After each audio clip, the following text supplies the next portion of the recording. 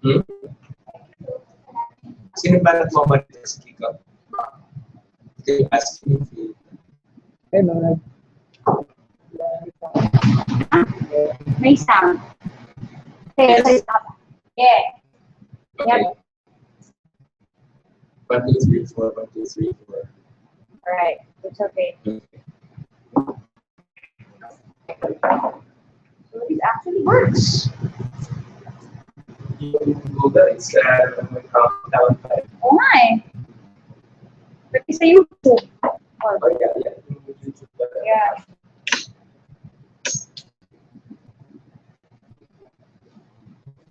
Wala tayong kwan. Okay.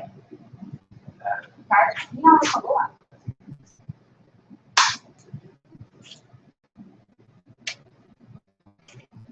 Pero may kwan. Fine. Okay. Ay, alam mo. Hindi naman ko lang sinubukan kasi kinuha niya yung saan yung folder eh. Dito na.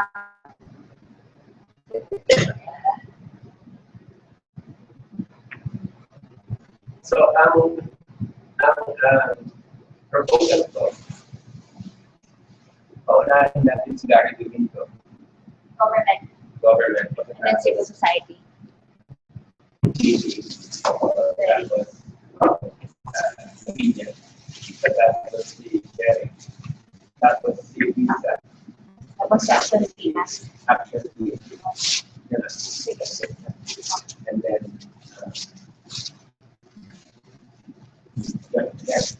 here's the 5 minutes each. 5 minutes each, and then, ilang sasagot and audience will come after. That's about 5 minutes, 30, after 30 minutes, 30 to 45 minutes. We can have a question and answer. Or, We'll ask people na lang who stand in front of the parents so they can be. so we have, we actually have about 2 and 3 hours. Yeah. So 5 to 5.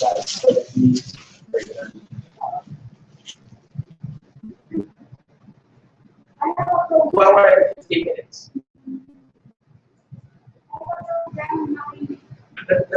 Are we paying for this? No, No, I mean that folks is paying. Yeah. Oh, really? How much? hindi naman yung pa lang. Although, actually, budget pa na.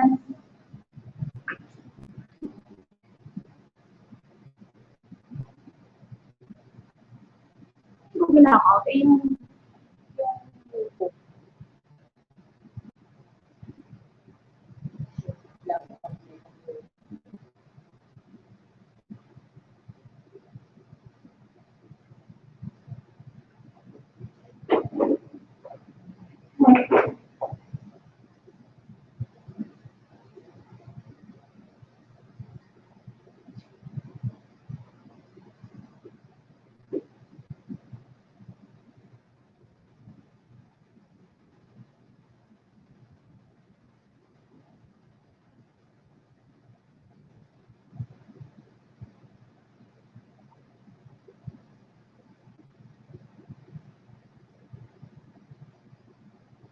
Yeah.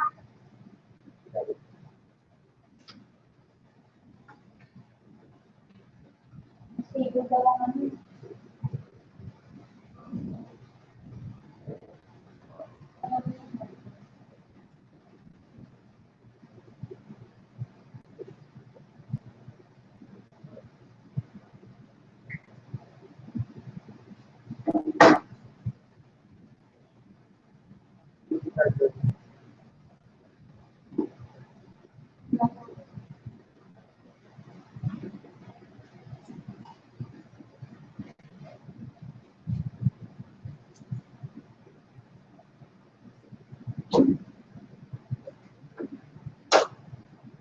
Ito ba si Reina? Are they coming? I hope so.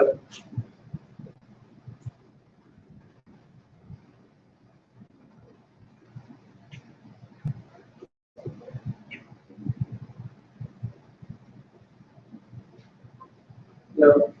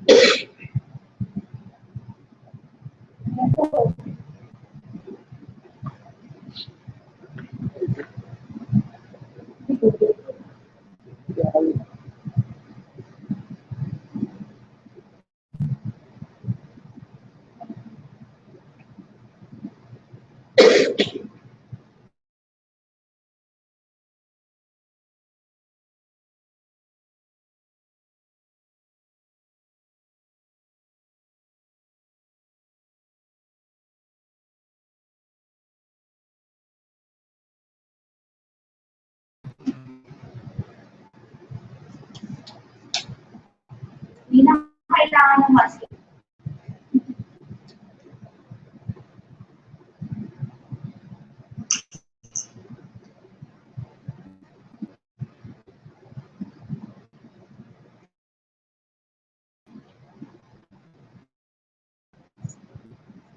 Hello? Oh, yes, don't worry, are you somewhat? Oh, okay. No, that's fine. Because I Dala ni Lin eh. forgot to give the other someone to order some water. Hello. Hello? Hello.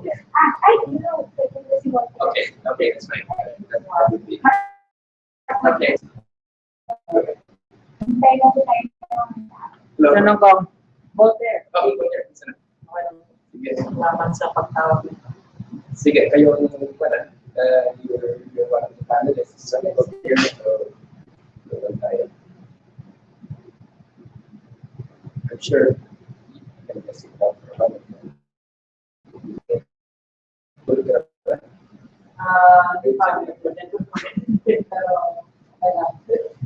Ilan ba yun? 40 hours?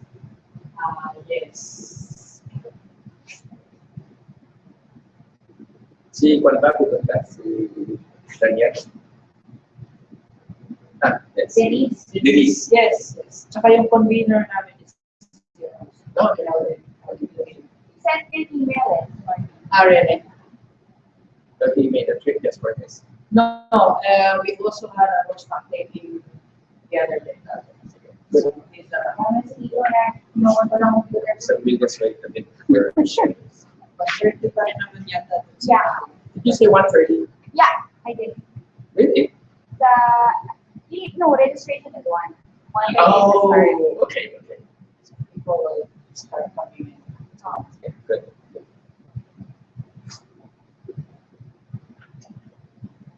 Say one ang na-announce ko sa Facebook. Yeah, it's okay. Kasi dapat dumating talaga sa cabinet sa 1:30.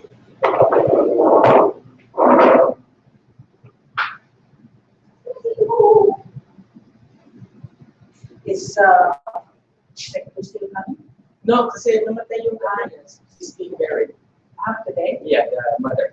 Sa Surigao. So, yeah, she sent her apologies. Pero well, nandito naman si Asec, right?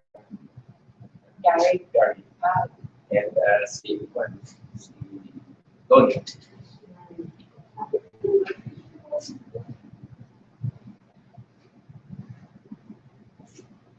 And who else in the government delegation? Si Riza. Well, yeah. Pero si Riza ko yung sa government ng Alex, Laga, DFA. Oh, yeah, okay, yeah, you're right. Also, oh, yeah. I think he's there. So, it's not as an AC for Riza's government, because it's always with the government delegation. Yes. Well, that was one of those complications from the Bureau of the POR that they started this year for CSOs. That you can explain that way.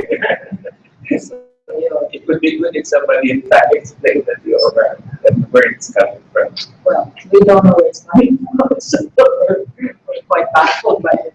Anyway, Well, yeah, we'll be addressing it. Ate, open ko na lang yung buong ilaw para mas Right. And then, kaya isang aircon na lang. Kaya may mainit na talaga. Oo nga. Ito ako nag-open eh. Para ready ko sa...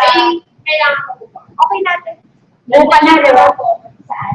Nakain mo na. Hindi ko lang. Mag-order ko siya.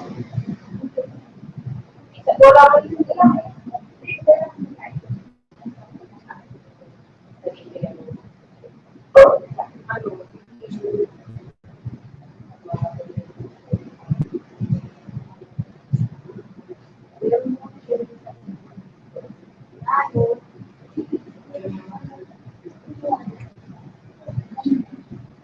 lakarin nila po kami dito. Kasi, komisado siya siguro.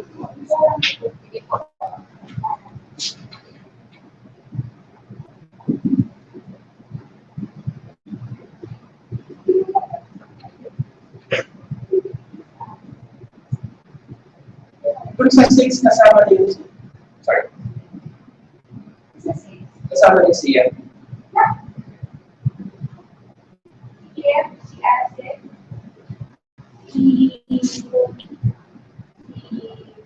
Gerry, and Walden. Paunahin natin siguro si Asec. And then si Lidy, and then si Yeb. Si Alicia, mas madali mas makangan si Asec. And then you also want to be a consultant for that. Oh, yeah.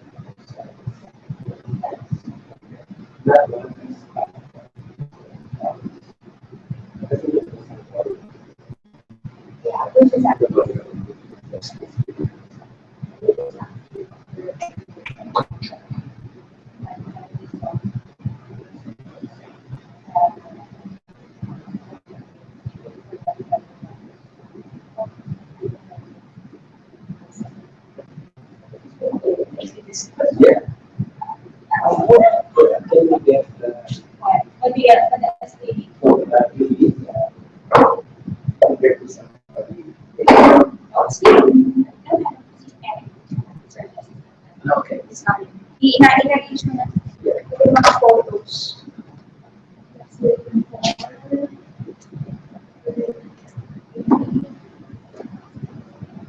Check ko lang.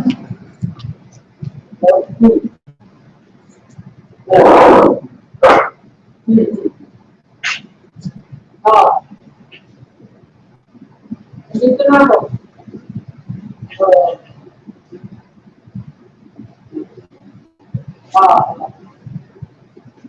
Ay, no! Nasaan yung attendance sheet? Paakit ka na? Eh, nasaan ka ba? Ha? Oo, may ano? Sige, sige, okay, bye-bye. May food ka, wala. Okay na lang. Bye, mamaya. Okay, bye-bye.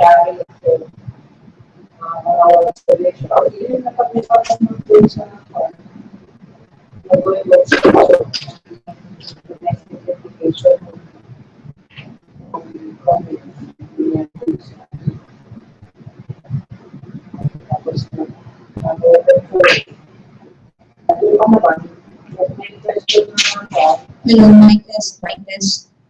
Hello, mic test. This is the test run. Hello, mic test.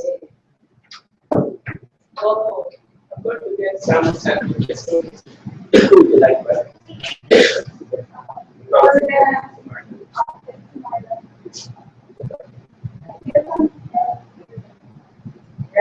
You want a sandwich? Yes. Ikaw. Yes, I go there. You want some sandwiches now? No, I just got lunch. Okay. Yeah, be back here about 1:30. Yeah. Kasi sa 1:30. Hindi, pero sa program lang yun. Sa Saturday. Correct. Saturday before Christmas. Correct. Actually, after all the Christmas parties and after all the last day of work, di ba? We would have wanted it yesterday. Yeah? And we're scheduled. Pero marami pa na lang. Yeah, mga around 58. Can you invite the media? No, we didn't. Talagang sales. Jesus muna. Ano sila?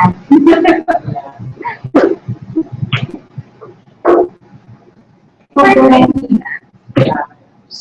Fortunately, yeah, that's... So nakita mo si Joseph, yung police ko. Joseph ko rin ganun. Ako hindi ko alam kung pumasok sa si Pablo. Tapos sila.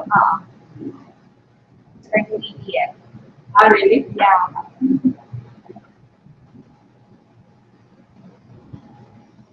Saan ba ang parang focus? So, 19 Madingawan Street. Hindi, I mean, yan yung office talaga or Yeah. yung main office? Hindi, may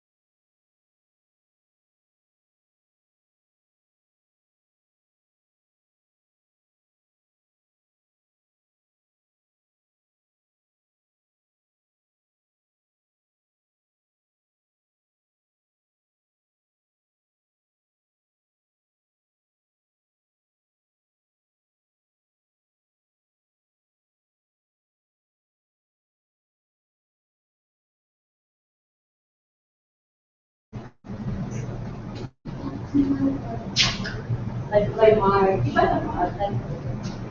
Hindi naman. Pero, medyo parang ang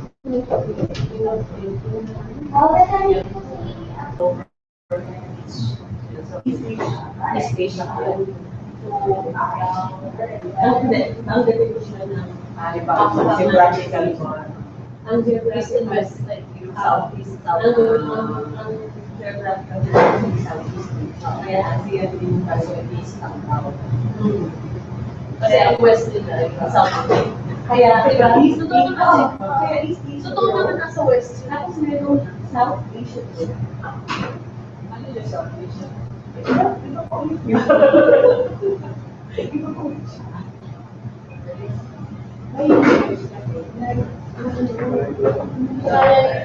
Pwede malay sa PRRM. Ayun, asking to people of kasi, yeah, I don't.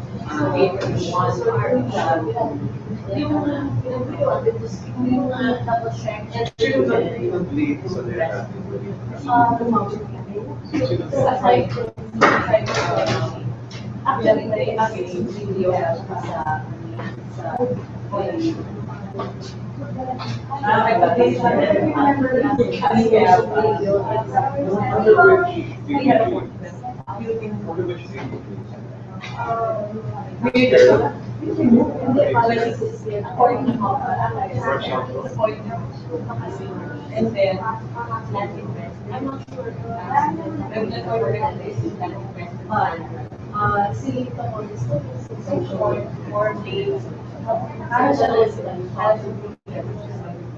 The other one.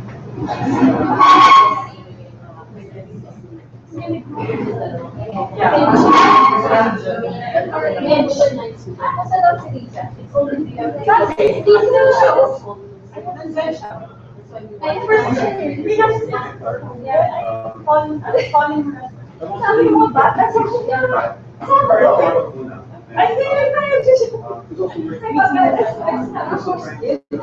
Sabi naman ano ko. It is asawa ko.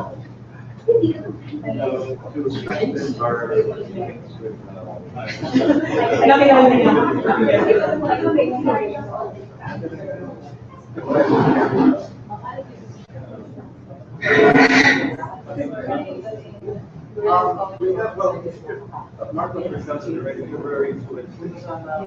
We have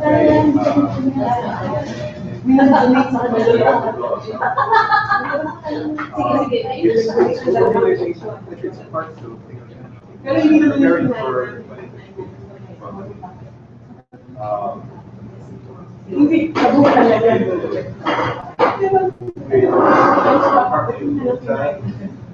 some center. What is device? Yeah, we look at device. Yeah, so it was last year. But we're this preparation was for our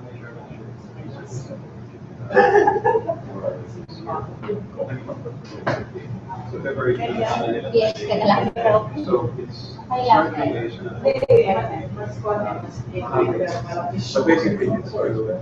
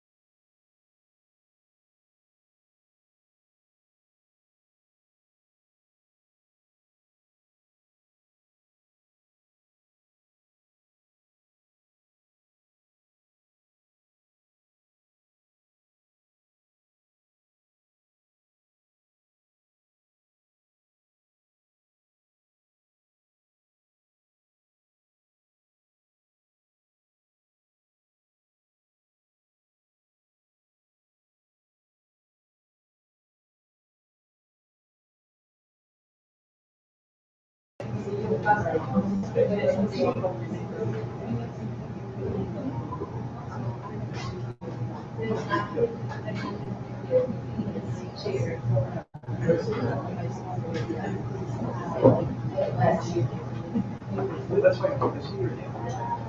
Marking across the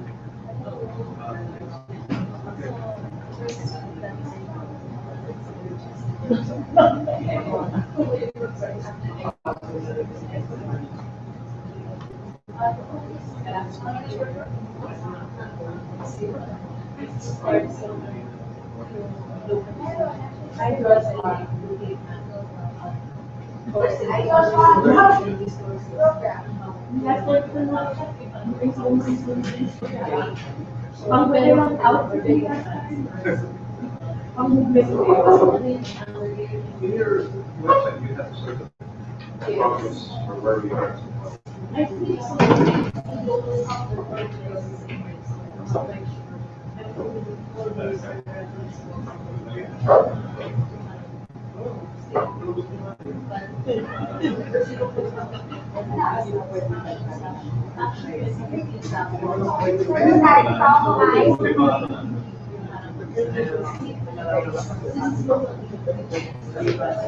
Sabi ko, close na. Oo, close talaga sila. Nagkulang ng table. Pwede.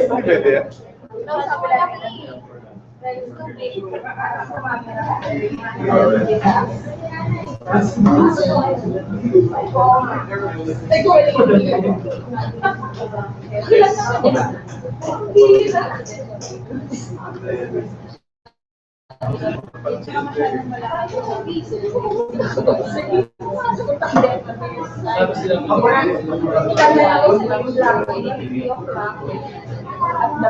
Hanggang 5 pala po.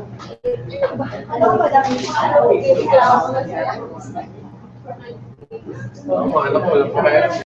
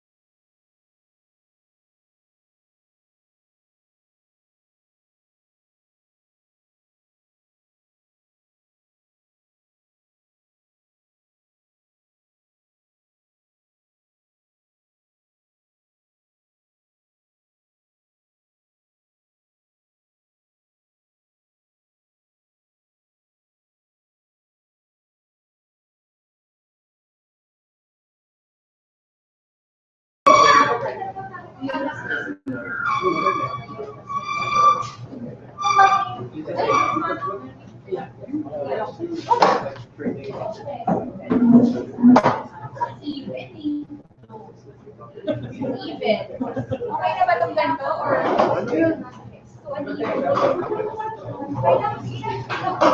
Marlon, dali na natin natin.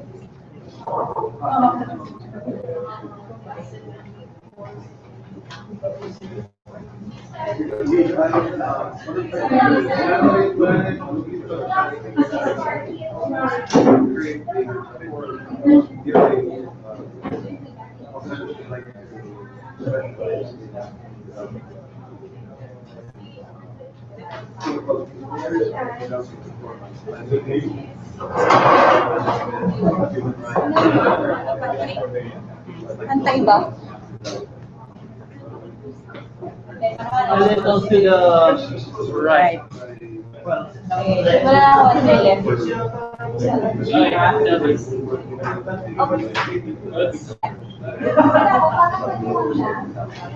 Nagkuha lang kami ng pizza.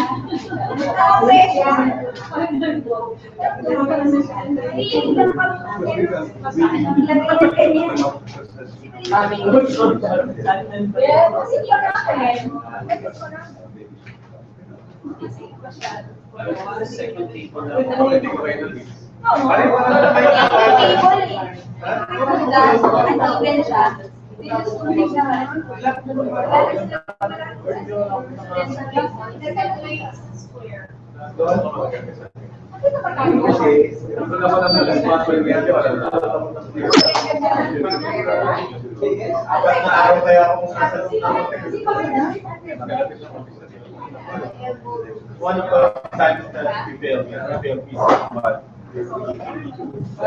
failed pieces. three, you need three.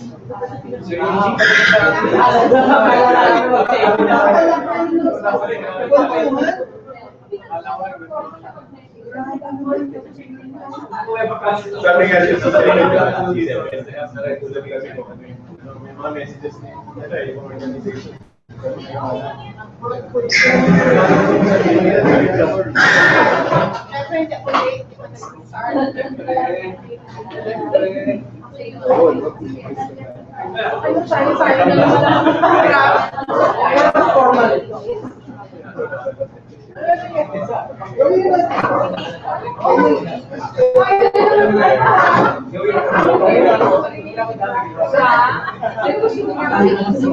Dapat kayo magsalita dito. Hindi kayo pinapansin. Dami-daming problema dun eh. Oh, buti. Close kayo kanina masyado eh. Close kayo. Diyan, yung upuan niyo. Dikit-dikit kayo kanina eh. Oy, ito, isama nyo rin to. Hindi, okay. Para sa online streaming eh. May online streaming. Oo, dami na request yan. So, hindi tayo mabigyan sa... Kasi pwede naman. Ay, parang try yung mga ibang tao dyan.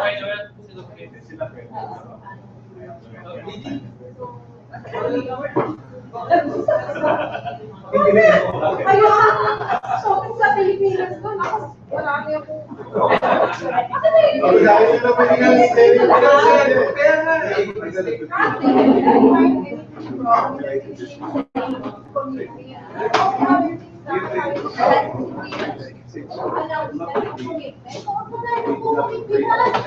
Oo, ayun, 5%.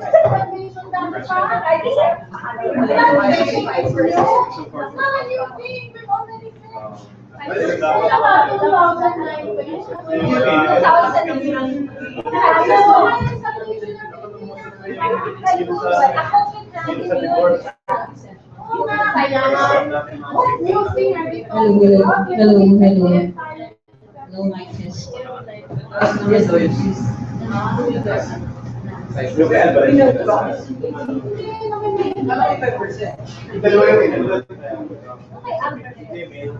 Maybe you did this for like, then it's really hard to get out. 20% At saka what's wrong with that? What's wrong with that? Oo nga! Isa pa yun! Mahiya tayo! 5% so po kami doon. Kaya kasi, kaya ako educated. Pero pag I think yan din sa dapat din ayaw mo lang kasi dapat yung nag-focus siya sa mga mas bigger. Di pa nga yun. Ikaw kaya? Kaya natin ng konti. Nagago lang na article. Bago ba siya? O, ewan ko, ngayon ko lang nakita. Lonely in Lima? Ay, bago yan.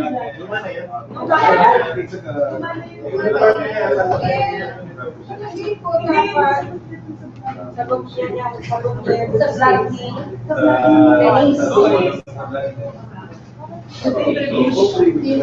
Nasa puti ka parang.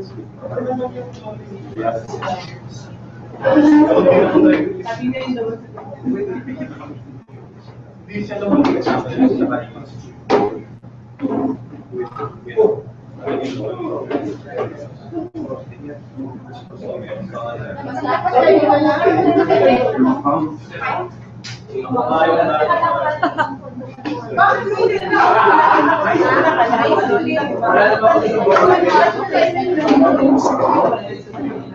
Kasi ako pa kasi dito, Walden, tinawagan ako. Walden! Sabi ko yun! Hindi! Hindi na siya magsasabi kasi US pa ako. Kala ko kung anong emergency. Oh, I know. Sabi niya ganun. I just want to invite you to the crackers. Siyempre, hindi ako makalimutan.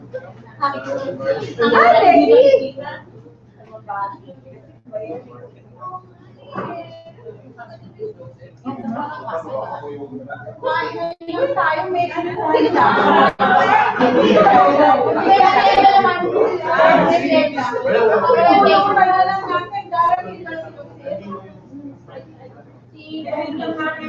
Matay daw ang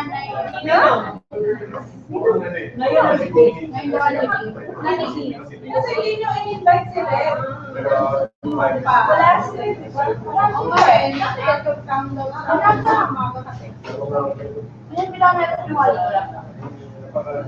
Pero kanina lang yung kahapon.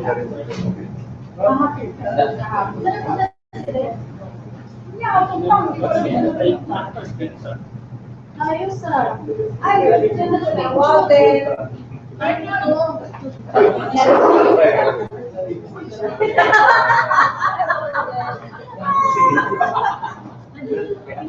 The landscape is so complicated. It's so funny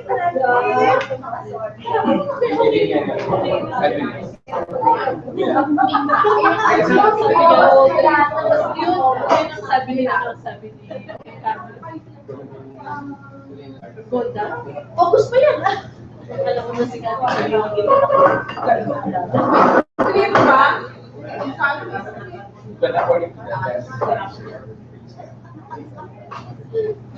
Hindi ko nga program siya eh. Where's Joe?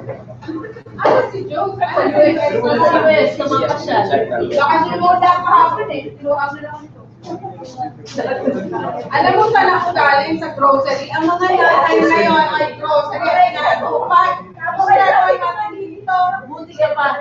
Ang hindi pa nila doon.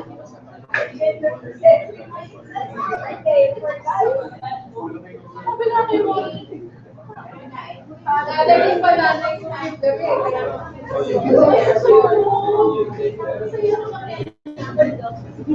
Oo, and a half week. Hanggang first day, gusto talaga ako manuali ngayon.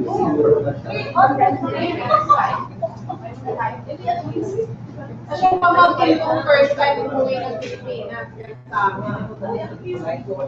Ay, hindi namin lang. Si Tony La Vina. May hotel malapit sa office. Triple down na lang.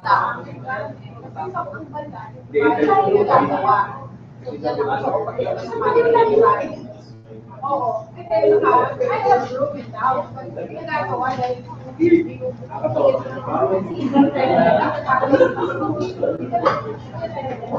Chika-chika namin. Hindi pala chika yung Wala kang ginagawa dito na game. Wala masaya. Diba lang. o ano, sino pagpupulutan natin dito? Sino ba wala? Sino wala? Buti na lang nandito sa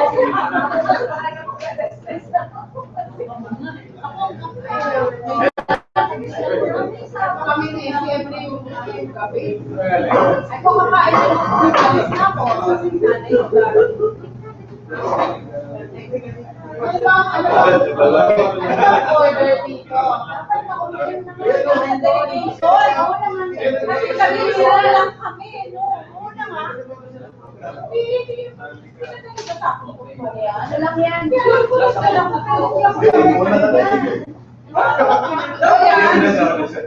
Miss Riza Bernabe, mauna ka sa akin ha, kasi nasa delegation ka. Walden, trabaho mo doon sa Pilipinas, mauna ka sa akin. Siya pwede na hindi sumaya. Ay, global kayo. Tapos si Gerry. Global kayo. Siya sa hindi ako magsasalita ha, hindi kayo pinapanood ko doon. Siya hindi ka sa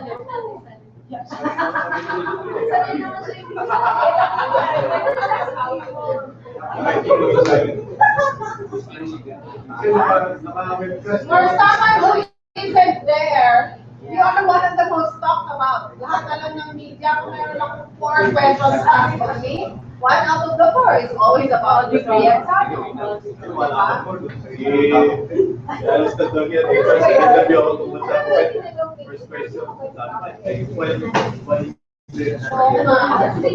Ako ba?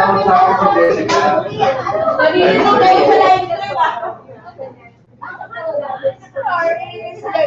ko ba? Yan parang New York, nasa democracy na ako. Siyempre, bago ko in-interview, pinakita muna yung video mo. In-interview ka. At sabi ko sa Lima, ganun na.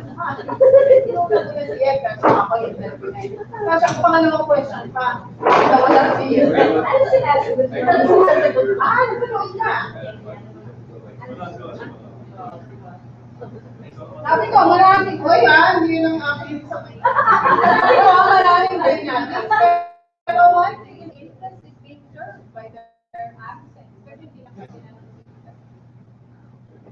hindi na kailangan point directly to maker, pero whose interest is it, whose interests are being served. Sabi ko, it's already a known thing that the US and the EU are complaining about Mr. Sano and Mr. Mueller because they are supposedly too radical for the US and EU. We all know who's happy with their bagal. Pero, mahirap siya sa buhay ko. I don't want to talk about it. Si Tony La Vina sa television for some wala. Pero wala na si Tony sabi niya.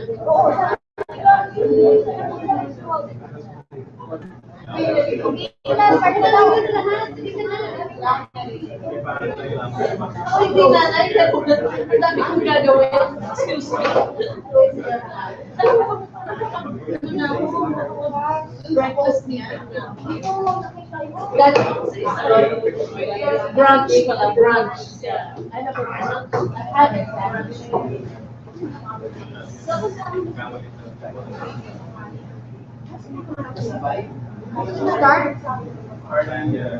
Ano ba nang gusto mong marap dito sa kanila?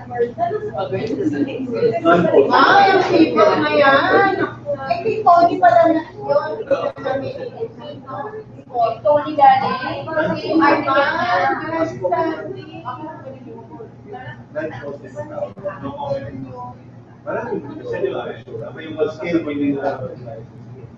Paano mo ba yung article na sa archive?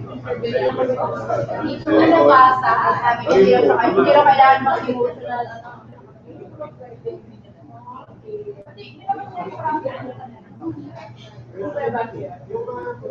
Kaya hindi ko gusto na yung controversy about the ginagawa niya ang A statesman or statesperson thing to have done. Elevate the issue to a higher place.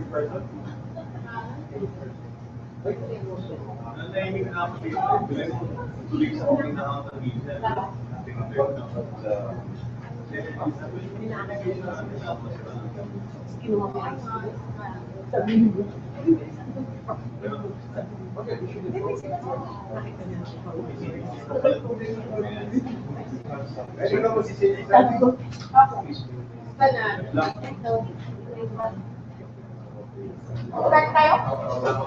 Ito hindi pa na. May sakit ako kaya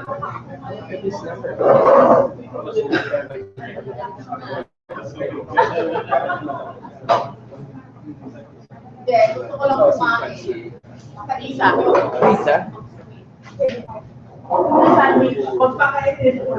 Pero kanino ka lang. Ano wala akong ganito.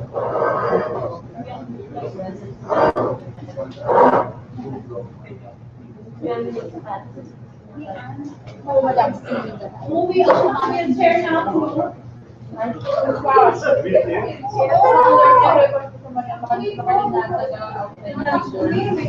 Tingnan natin si Tony La Vina.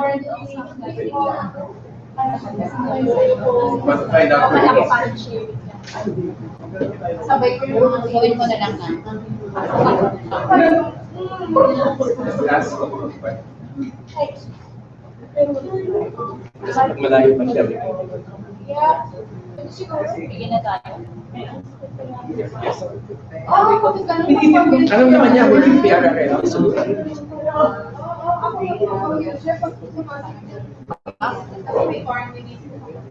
pero hindi pa uwi, pero ako hindi uupunan, hindi ka.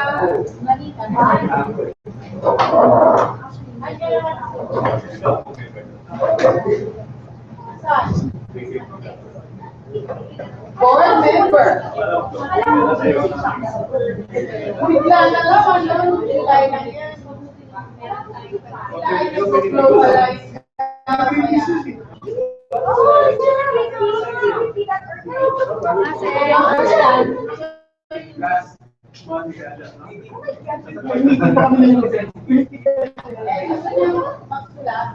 Ano tama? Kaya pwede yung kunin mo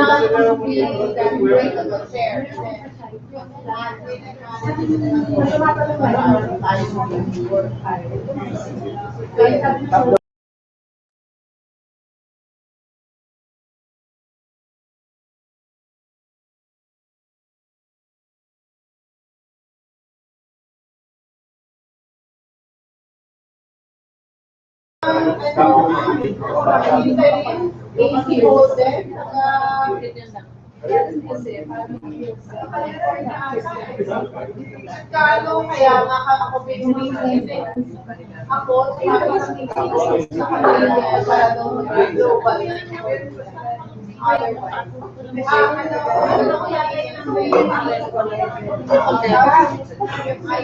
kasi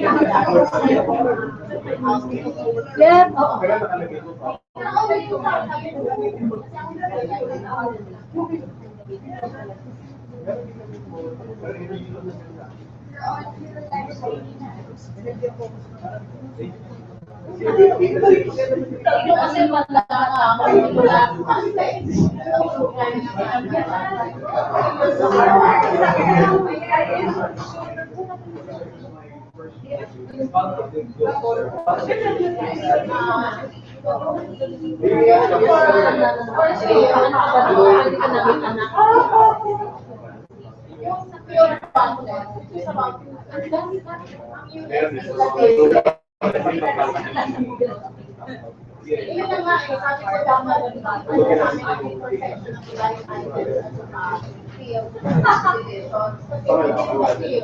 hindi mo alaman kung kano ang salary ko. Ay, ako naman.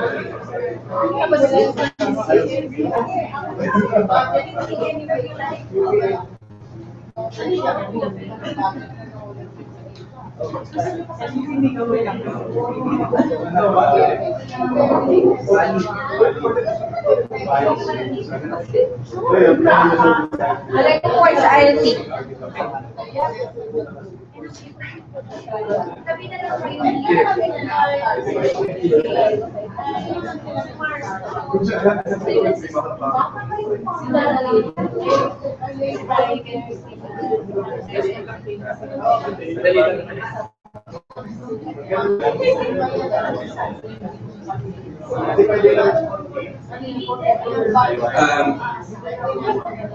Can we ask the panelists to please come forward and sit and we're going to begin on this. Dean Tony La Vina is not yet here. He should be coming. We also expect quite a number of other people have confirmed to come, but we should really go on. Let me see.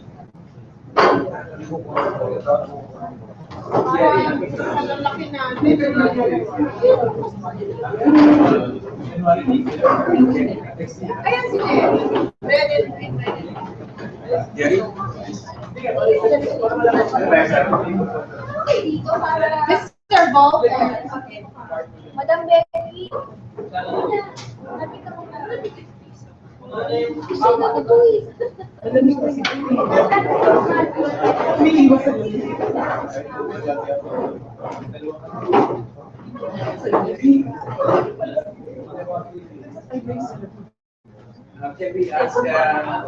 Can we ask others to please come in front?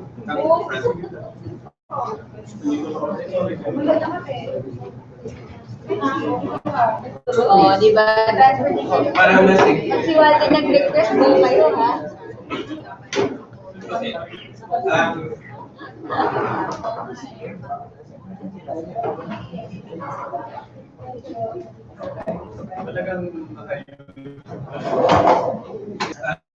Okay. Good afternoon, both to the members of the panel right here, and also to the audience that is assembled here at the Rural Reconstruction Movement headquarters in Quezon City, and of course to the local and international audience that is following this by live stream, and to all those who have made this possible. Let me just start with a few words in the significance of this event and the reason that it is entitled What Happened in Lima. Well, the importance of the Conference of Parties number 20 in terms of the climate talks cannot be stressed too much. This was seen as the step, very vital step that would lead to Paris Conference of Parties 21, in which the different countries, especially the developed countries, as well as the rapidly developing countries, and others were supposed to agree to make major mandatory cuts in greenhouse gas emissions, a step forward to ensuring that we would remain below the 2-degree decrease in global mean temperature by the end of the century, which has been considered sort of minimum in terms of, or the maximum that we can tolerate if the world is not in fact to move towards a very difficult and catastrophic period of accelerated climate change. Now, we had about 190 countries represented by their delegations that came to Lima, or went to Lima. And the Philippines, I think, has become over the last few years, has been considered a central actor in the climate change negotiations. And I think the key reason for this is that we've been seen as a country that's been at the forefront of climate change, one of the most vulnerable countries. And this was, of course, underlined by the catastrophe that hit the country with Typhoon Yolanda, which is internationally known as Typhoon Haiyan, that hit the country, especially late in summer in November of 2013. And as everybody knows, there were at least 7,000 people who perished in this cataclysm. And because of this, the Philippines has also has gained a certain strong moral authority in terms of the negotiations, precisely because of the the position of our country in terms of being impacted by the worst kind of cataclysms created by climate change. I think the Philippines has also gained the reputation of having very good negotiators that people, especially from the developing countries, have relied on greatly, and they have been in various dimensions, in various agencies, in various positions in the ongoing climate negotiations. So it is no surprise that I think there was a great deal of apprehension that greeted the news that there was apparently a split within the Philippine delegation. This is the way that it was received here, between the government delegation and the civil society delegation. And as many of us who have not been as central to this process, we have, but over the last few years, we have that the civil society as well as the government contingent have been acting pretty much in a fairly synchronous way. So this is why I think local quarters as well as internationally, the sense of some major differences surfaced. Okay. So and the apprehension that greeted this. So just from those of us who have followed this from a distance, seemed like the controversy or difference came from sprang from two issues. One was the departure of the Philippine government from the like-minded group of countries, which has been greatly influenced, of course, by China and India, with which the Philippines has been identified for in the climate negotiations over the last few years. And the Philippines heading up a new grouping called the Vulnerable Countries Grouping of about 20 African LDC and some Latin American countries that is planning to become a major actor in the negotiations. And the sense of some that this was a grouping that was backed by the some of the developed countries, including the United States. The second issue, I think, that created that it stemmed from, or at least those of us who were outside the process, was the issue of the declaration. And I think what we got was that the civil society contingent saw that the declaration was quite weak. It had many flaws, including the fact that it was really not a declaration that insisted on the very important issue of mandatory tax by the time of Paris in 2015. But the emphasis coming out of the declaration was that this emissions cuts would be considered voluntary emission cuts. And this has created some consternation. So there have, of course, been other issues related to the declaration. In defense of it, a number of countries have said that this was the best that they could get organizations at this point in time. And others have said of focus on the global south, where he said, and I quote, the US and China have an agreement to erase their responsibility for the climate chaos they have created. This is, of course, the assessment coming from Pablo Salon's analysis of the climate change negotiations. So that's sort of a brief background of the importance of this session today.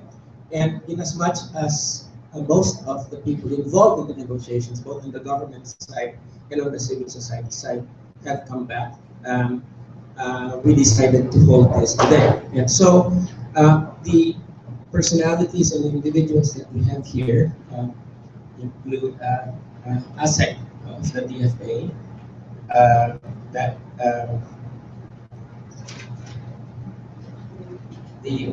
Gary Domingo, okay. Of course, Asec Domingo is not confused with the DTI secretary. Okay. And we also have, at this point, Commissioner Yeb Sano.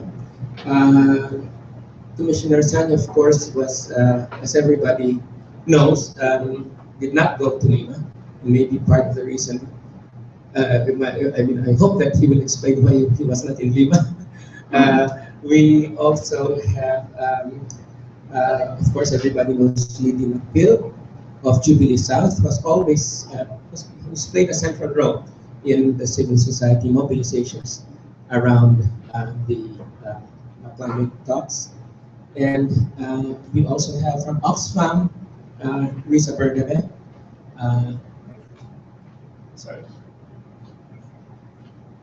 Oh, she says she's speaking in her personal capacity, not from office point of view. Okay. And Gerry Arances of the Gerry Arances of the Philippine Climate Justice Movement, and Victor Alvarez of Voltaire Alvarez of Action Lima. Sorry. Okay. Yes, I would also prefer being a Voltaire. Okay. So what we'd like to do is, and of course, Tony La Vina is not yet here. He's also been one of our lead negotiators, and we know that he will be appearing here soon, along with other people who have confirmed. So the format that we have chosen here is we will sort of have give each person about 5 minutes to please explain or give us their point of view, especially on 2 topics. One is the question of the Philippines moving from the like-minded group to the vulnerable countries group, and second is their own opinion about the declaration, okay? And what are going to be the implications for the Philippines' participation in future climate talks. So we were thinking of starting off with Asec Gary Domingo, and then being followed by Lidy Nacpil, and then followed by Tony La Vina, and then followed by Gerry Arances, and then followed by Commissioner Sano, and finally with Voltaire, Gerry Arances, and sorry, followed by Riza Bernabe, and then Voltaire Alvarez. So this will give us about something like around 30 to 45 minutes, and then we have the next 2 hours for questions and answers. So that's sort of the format that we wanted to adopt. The Asec Gary Domingo, I would like to beg your indulgence because he'll have to leave here by around 3 o'clock. So maybe at some point we will interrupt the presentations to give people a chance to so with that, maybe ask Asec Domingo to please begin.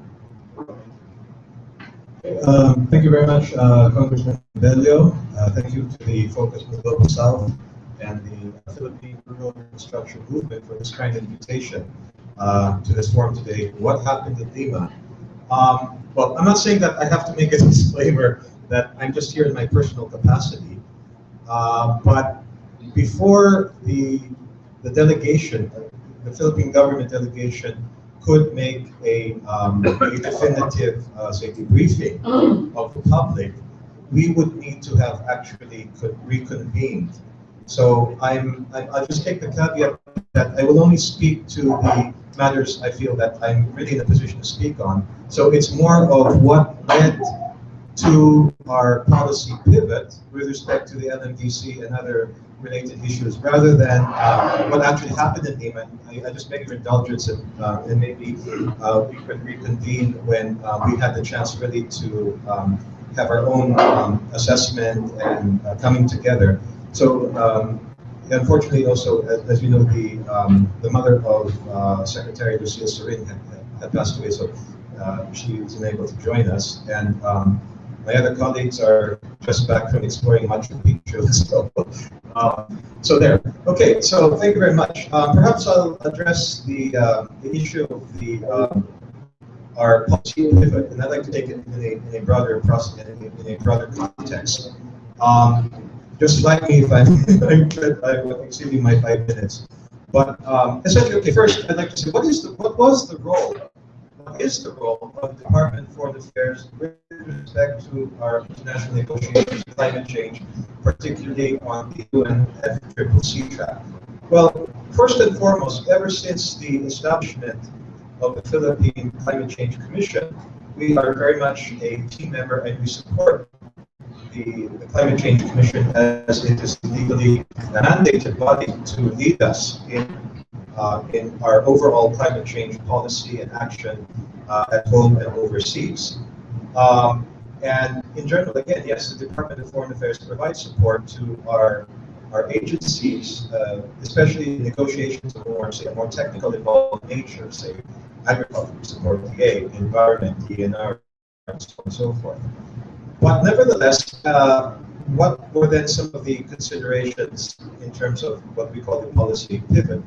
And we'd like to put it in this context is that the Philippines in this coming year, 2015, will assume the chairmanship of the Group of 77 and China in Geneva. So as you know, the G77 is the most important big caucus of South states. And it has chapters in the major centers of UN activity, New York, Geneva, Nairobi, and Vienna. Now, who then coordinates the southern countries for the UNFCCC? It is the G77 chapter in New York, which is currently chaired by Bolivia. Next year, it will be South Africa. Now, however, given that we're reaching a climax in the climate change process with the Paris COP21 next year, Geneva will play a more important role, particularly as Geneva is more of the, well, it's the human rights and humanitarian. It's like to say in the UN system, if New York is the brains, the headquarters, Geneva is very much the heart. But Geneva is also where the focus of disaster risk reduction, the human rights and humanitarian agendas are centered in dialogue. So as chair of G77 in China in Geneva, we felt that it would be more important for the Philippines to play the role of a bridge rather than to be so identified with, say, one of the thrusts within the G77. So LMDC is because some would think, oh, did we leave the G77? No, absolutely not. The grouping that we belong to is the G77. The LMDC is one of a number of subgroupings of caucuses within the South, including the Climate Vulnerable Forum, which we had just assumed the chairmanship of after Costa Rica. So and again, we'd like to, in other words, also be more flexible. So it does not preclude us, for example, from joining the like-minded group. Should we support particular resolutions or particular course of action? But we do not wish to, our positioning is a process of evolution. We did not actually want to be tied down to any particular tendency within the South. So again, we see this as a pivot to be more flexible, but acting more as a bridge within the tendencies within the G77, within the South, and between the South and the North, as we head to Paris. Some, of course, and with respect to how it was characterized in the background document, that a split, well, obviously there are some friends in civil society who perhaps would have liked us to be more closely identified with a like-minded group. Others did not necessarily have such a strong opinion. And in fact, there were still members of civil society who were included, who formed part of the official delegation. Maybe they should also address this other issue of the composition of the Philippine delegation. The Philippine delegation, the concept is it is a delegation reflecting the whole society, so not just the government, as well as our friends from civil society, experts who have been seconded to us from, say, the United Nations system and so on.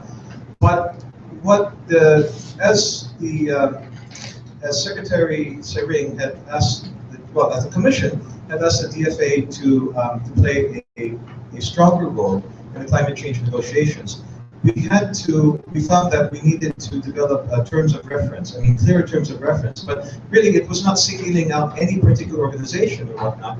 It was really putting more consistency in the participation of civil society organizations, NGOs, in an official Philippine delegation. So that would include, this was perhaps some of the elements were perhaps few, but to the climate change community, but had not really been really flagged previously. For example, a civil society organization who wished to join would need to have the endorsement of the particular agency it wishes to work with, and so on and so forth. So the our promulgation of TORs perhaps was another source of perhaps question marks on the side of civil society. Now, okay, and perhaps in the course of our dialogue we can expound further on the policy pivot, where we want more flexibility, playing the role of a bridge, and then the nature of civil society, working with civil society. We can talk a little further. As far as the actual results of Lima, well, we say in the multilateral world, if we can't make everybody happy, we at least try to share the misery. So not either side of the debate was not completely happy. So you know what they say, like a horse designed by a committee ends up looking like a cow. So we had to, well, at least what came out, the Lima call for climate action. Again, yes, arguably it is not quite what we had wanted, but the essentials are there. We feel that it's still inclusion of language on CBDR, common but differentiated responsibilities, reference to loss of damage, and are important to us and very important to the South. But again, this is essentially a consensus framework. But we needed something so that the negotiations would not break down. It is not the ideal document, but again, it will tie this over to give us space, give us hope for a strong outcome in Paris. So, ladies and gentlemen, thank you, and I look forward to our proceedings. Thank you very much. That was well within the time, so I hope that all of us can observe the discipline of the 5-minute rule. So I guess the points that were stressed by Asec Domingo here were items that in terms of the flexibility was a key argument in terms of the moving to head up the order of attendance group and moving away from identification with the working group. And well, there were of course other issues that were raised and we can focus on discussion later. So with that, I would just like to pass on the mic to Lidy Nacpil. Thank you, Walden. Actually, at this point, especially when we were in Lima, I had more questions than comments about what was happening, because there's certainly a lot of things that the Philippine delegation, especially the lead negotiators, have to clarify in terms of what is now the Philippine position. The word pivot is something really that baffled us, and actually, I guess is the most important thing that kind of provoked us into asking, is there a major change in how the Philippines is playing its role and the positions it is taking in the negotiations? And the word pivot came from the Philippine delegation itself. It's not a word that the Philippine society used. And that's why one of the things that I would like to have an opportunity this afternoon is to ask Mr. Domingo directly about what is the policy change, because that was the word that was used, a pivot on the policy or the policy change. Is it really simply leaving the LMDC as a negotiating bloc? Because that's not really a substantive policy change. It's more like a change in the tactics and the strategy that the Philippine delegation is using in the negotiation itself. So for me, as far as leaving the LMDC is concerned, it's not so much the leaving the LMDC that is the important issue. It is the reason for leaving the LMDC. What is the reason of the Philippine delegation for leaving the LMDC? If you're familiar with what is going on in the negotiations and the discussions and the dynamics, the LMDC is seen as strong because China and India is there. But the reality is LMDC is more than China and India. There's the ALBA countries, there's several other countries, there's Saudi Arabia, and the LMDC is not a It's not a homogeneous block. It is not monolithic. That's the word that I'm looking for. And there are other issues where the different members of the LMDC take different positions. The other question that I have, for instance, the effort there was a proposal on the part of the Philippines to change some words in the INDC's discussion, particularly the proposal to replace the word equitability with human rights. No? That was for us also an important signal. In fact, I had the occasion to email Tony La Vina directly and ask him what is the reason why we are replacing the word human rights. I'm really for putting human rights in the negotiating text, but to replace equitability, I mean, we shouldn't be doing that. And the response was, I think, and I had hoped Tony would be there by the time I wanted to speak about it. The response was, I think, a little bit inconsistent with the other public gesture that the Philippine delegation made, which was to call on developing countries to make long-term commitments for mitigation. I'm saying inconsistent because as he was explaining in the email, he was saying, well, you know, there are several reactions to the word equitable. Maybe it's not appropriate for INDCs because there's no equitability issue within the country, but there is, as well as he was saying there was fear that as an emerging market economy, we would be expected to make bigger contribution, you know, in terms of mitigation actions. But I thought that was our gesture, public gesture, making a proclamation that the Philippines is willing to do its fair share for mitigation actions. So there was a little bit of inconsistency there. So actually, that's the other in the negotiations that we would like to have some explanation about, no, from the Philippine delegation. Why the attempt to remove the word equitable in the INDCs? The third, of course, and for me this is the least issue. In fact, if it's true that the pronouncement was made at the same time that the Philippines was also emphasizing that it is challenging developed countries to do their share, I would welcome an announcement that the Philippines is willing to do its share of mitigation and call on developing countries to do their share. Because we issued in Lima a Southern Demand Statement that was signed by more than 200 movements across developing countries, in fact asking all governments to do their fair share. But the major issue, of course, is what is fair. It has to be based on historical responsibility, definitely still upholding the principle of CBTR. It has to be based on capacity, and it has to be based on science, not on whatever each country is willing to do. No? That is another major issue, and I think a major flaw in the negotiations already at this time. So those are the three things that I think were important signals that really provoked a lot of the civil society groups among the Philippines to ask ourselves what's happening. No? Of course, the other major issue was the absence of Yeb and Vitas.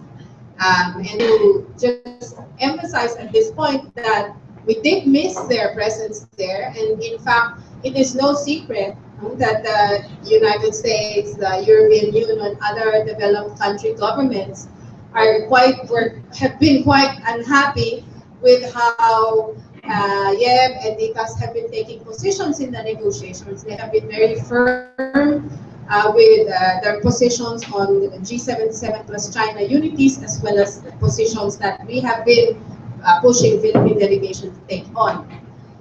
So that's also one of the questions that we not only ask ourselves, but we were asked by the media. So I really would like to hear more explanation at this point on these several different issues that I think were key concerns that we had in Lima. And finally, just to say that, well, of course, in the end, what we should ask ourselves is how did the Philippine government or Philippine delegation take a position on the final outcome? And we are part of a huge group of civil society which considers the Lima outcome as an outcome without justice, because it has failed on several counts. And for instance, I would just mention one. We have been long pushing for Lima to be an opportunity to review pre-2020 targets, because these targets are extremely weak. And no matter whatever ambitious targets we may all have for 2050, unless we revisit and change the targets before 2020, we will never get there. And Lima did fail to do that. Lima also failed to give a very clear finance commitment and what they call a financial roadmap. How much should be delivered, when should be delivered, who will be delivering the finance. It did not also come up with that. So there's several other things that Lima failed to do. The only thing it achieved is, of course, the negotiation continues. But we have to ask ourselves, has it really deteriorated to the point that the only thing we can be proud of is that they're still talking? But there doesn't seem to be any clarity in terms of whether in Paris we will actually have an agreement that will stabilize the global temperature rise to below 2 degrees, or in fact should be below 1.5 degrees. Thank you.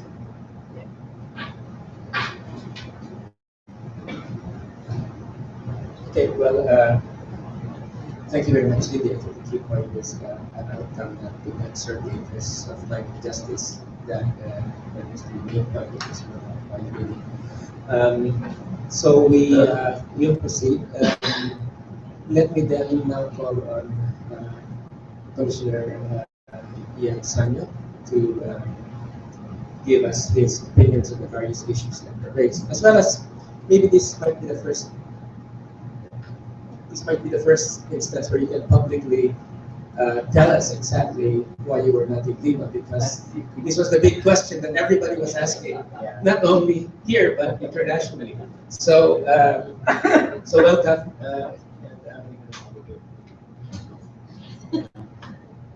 Thank you very much, Walden, and thanks to everyone also for being here. I'm happy to be with all of you to talk about these very important issues.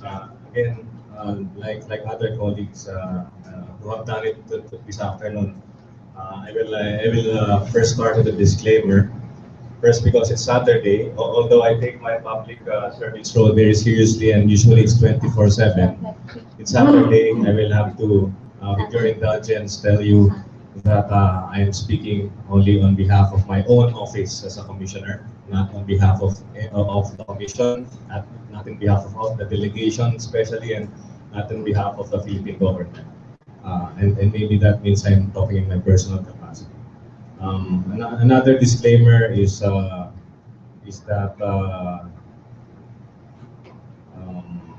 well, it's not a disclaimer, but I will start by addressing one of the questions that the question that was why in Lima is the question of why I wasn't there. First of all, I don't think I can answer that because I remain it remains unclear for me why I was not included in the delegation. I have not received any sufficient explanation why I was not there. I respect that decision by the government not to send me there. But as to the reasoning behind that, I am still unaware of that. As we heard Asec Domingo earlier, he explained the nuances about the importance of the composition of the Philippine delegation, and I understand the importance of sorting out their roles, especially of those who do not sit with official government hats. But I wear a government hat, I am a commissioner, and that's why I'm baffled as to why I was taken out of the delegation. And honestly, I can only speculate as to the reasons, and so I do not wish to offer a speculation, and so I will wait until there is clarity on the reasons behind the decision to remove me from the delegation. Of course, my removal from the delegation, as long as it is not answered, leads to more questions being asked, and but we'll sort out those questions as they come. But as to my inputs for this afternoon, let me just offer a few insights regarding how I view the outcome of Lima and how it actually stands in the overall context of the climate regime, which must be strengthened in the best interest of a vulnerable country like the Philippines. I think any one of us can argue about the irrelevance of the climate change process. My good friend Gerry Serrano has time and again said that he has lost hope in the multilateral setting, and that's a valid opinion, and it can be a valid opinion that can come from everyone. But for a delegation or a country that continues to be a party to the convention and that continues to participate in these negotiations, we cannot have a mindset that takes the importance of the multilateral process for granted.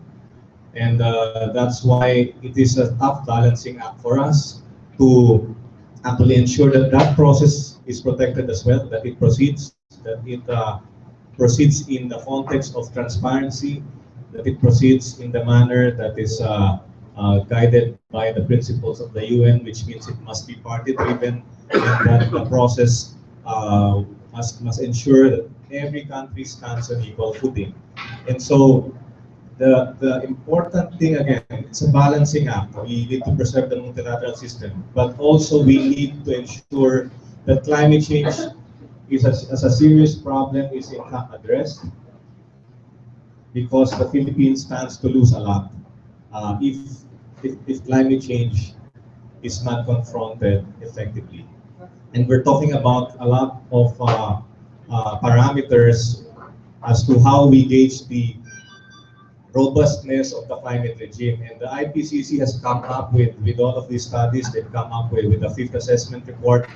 And the science has become clearer into focus. The 2 degrees threshold is actually a politically decided threshold, and might not be even the temperature threshold that we must fight for, because at 2 degrees, the impacts on the Philippines might even be more pronounced than we imagine. So, in the best interest of the country, the climate regime must first and foremost address the scientific imperative of being able to solve climate change. Whether that's 2 degrees or 1.5 degrees, we must take guidance from the science, and we must come to terms with the necessary thresholds that we will stand on in terms of positioning our country in the negotiations. No, the scientific imperative is an important imperative.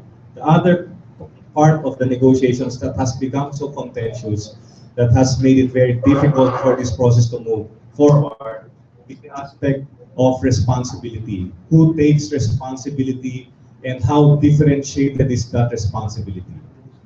And we've heard the principle of common but differentiated responsibilities for too long.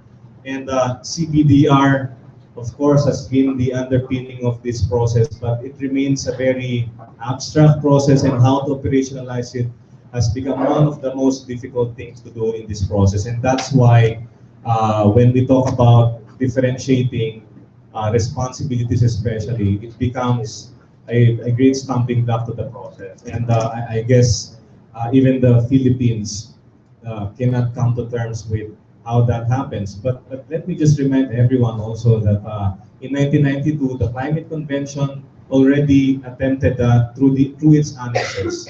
Unfortunately, the world has changed a lot, of course, and the annexes of the convention has also become quite, in a way, less relevant to the times, and that is where the meat of the matter is. How do we move forward, knowing that the Climate Convention has in fact differentiated the world in a binary way in 1992, and of course the Philippines cannot allow itself to be lumped together with countries that have high per capita incomes, just from a point of view of common sense. Now, sorry for taking long, and this is a complex issue. I'm also in the middle of a lot of issues regarding Lima, but I just wanted to highlight a few things. First, where do we take guidance when developing our positions? The number one guidance we get, of course, is the policy of the state as enshrined in our laws. And the Climate Change Act has clearly, unequivocally stated that the state adopts the principle of protecting the climate system on the basis of, and I'm sure many of you will be surprised at this if you did not read the Climate Change Act, on the basis of climate justice or common but differentiated responsibilities. I am quoting verbatim the Climate Change Act, and that is the policy. We abandon climate justice and CPDR, we need to repeal the law. So everything else follows from these policy declarations, and we cannot change policies by whim. It must be based on our statutes, it must be based on our constitution, and it must be based on our laws, which include international treaties we are parties to. And the Climate Change Convention is very clear on the differentiation, on responsibilities. It is also very clear on the obligations of rich countries with respect to solving climate change, and the manner by which climate change needs to be addressed, at least from a framework perspective. Now, again, the problem is how do we put the details, the operationalization of these principles has become very, very problematic. We know that we had the Kyoto Protocol before. It did not work as much as we would have wanted it to work. And now we are at the negotiations round where we need to come up again with options that will have a legal effect on countries with respect to enhancing the implementation of the Climate Change Convention. I have not heard any single country say that they want to get out of the Climate Change Convention. And unless they do so, unless they articulate so, we must pursue this whole endeavor on the basis of what we have in the Climate Convention, and again, that is problematic because the Climate Change Convention puts down a lot of things that now becomes very untenable to the situation of many countries, not just developed countries, but also some developing countries. But for the Philippines, the situation remains the same, and we stand to lose a lot if we abandon these important principles that we have defended so dearly for many years. So finally, I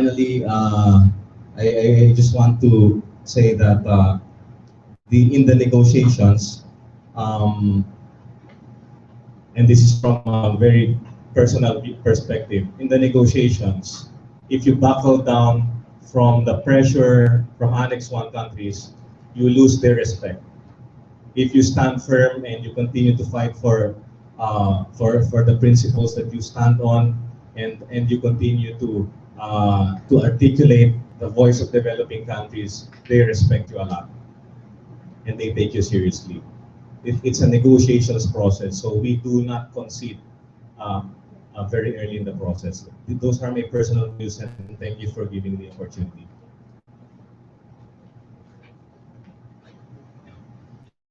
So thank you, Yeb. I think the comments of Yeb were fairly clear, especially the continuing our.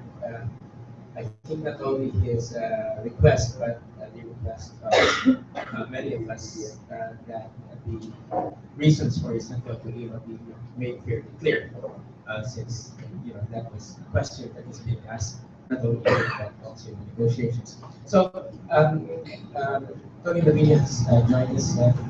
Welcome. And now, before we go to Tony, we will civil society and okay. So we'll now give the mic to Gerry for his 5 minutes. Thank you, Walden, and thank you to the Focus on the Globe and PRRM for organizing this forum with such short time. And it looks like the civil society organizations who deals with climate change are all here. So this is a hot topic. In Lima, same way that Lidy has laid out. We are PMCJ was signed statements regarding the southern demands, PMCJ also came up with its statement or demands in Lima to governments, which is called for um, emissions reductions by all governments, but at the same time differentiating the responsibilities of developed countries to compared to the developing countries. So before Lima, when PMCJ engaged in consultations and within the process inside Lima, we heard a lot of the people. We heard a lot of that there are major changes in terms of how the Philippine delegation is or its attitude towards the negotiation. Of course, every time we are asked on these changes, Commissioner Yeb Sano's absence is always included. So we are still asking these changes, and I would like to thank Commissioner Yeb Sano for reminding us the policy based on the laws that have been enacted. So our question is that we've heard a lot of pronouncements on leaving LMDC. Uh, for us within PMCJ, we would acknowledge, or to some extent, reasons why the Philippine delegation or the Philippine government should leave LMDC. For the simple reason that it would be awkward for the Philippine government to call for reductions of emissions by developing countries if it's part of LMDC. That could be one of the reasons. I hope that the Philippine delegation can or it has something to do with their pronouncement on flexibility. But at the same time, it also begs the question whether LMDC would or did not take up the issue. As LMDC have elaborated in previous pronouncements, it had taken that issue. So there's no difference. And given that China, with its deal with the US before Lima, have pronounced emissions targets or reduction targets by 2030 and its renewable energy targets, it would be a big question whether LMDC could not be able to take up that positioning vis-a-vis the climate negotiation. We also heard a lot about human rights, that the new framework that is being used by the Philippine delegation is the principles or the framework on human rights. So we asked the Philippine delegation, what does the human rights framework has got to do with the common but differentiated responsibility, which is defined in the principle in the convention. The reason why we asked this is that we were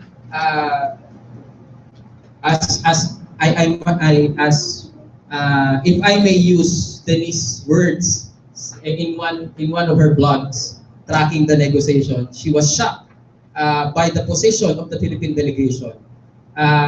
For us in the Philippine Movement for Climate Justice, we came up with a statement, a public statement, that we are disappointed with the position taken up by the Philippine delegation, by the Philippine government with regards to the draft decision text. Clearly, there was no raising ambition on pre-2020 targets. There was no mention of loss and damage in the text with the draft decision text. There was no raising ambition on issues pertaining to climate finance and technology transfer. So we were really disappointed with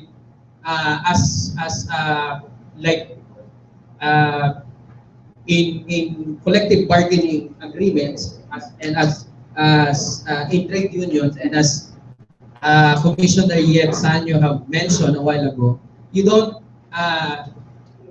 give up at the onset your bottom line, meaning you demand what is what should be, and more. And these are not issues that are not actually beyond the mandate of Lima. In the first place, it is Lima's mandate to discuss raising pre-2020 targets as well as post-2020. So we wanted to ask, to take this opportunity to ask the Philippine delegation why it did took that stand with regards to the or the draft decision text, where most of its allies, supposedly in the G77, have actually resisted. The African group, China, LMNDC, most of the developing countries within the G77, except perhaps for the Philippines, took opposition, and Marshall Islands. Of course, Marshall Islands, we would understand. So we would like to ask. No, I would.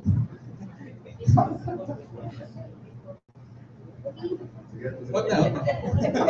Anyway, so these are the questions that we wanted to ask, and perhaps this is a good opportunity to clarify these things and what these changes in relation to the repercussion of the changes in relation to what happened in Lima.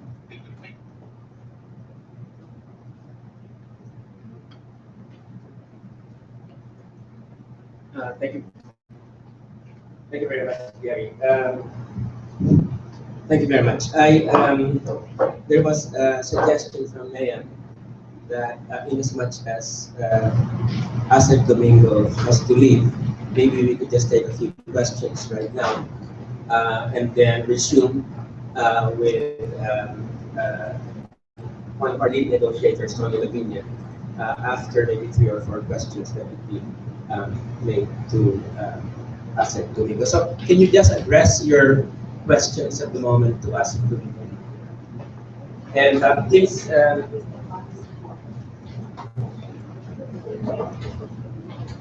and identify yourself. Thank you, Congressman Walden, and salamat sa PRRM for organizing this. I'm Jasper from Greenpeace.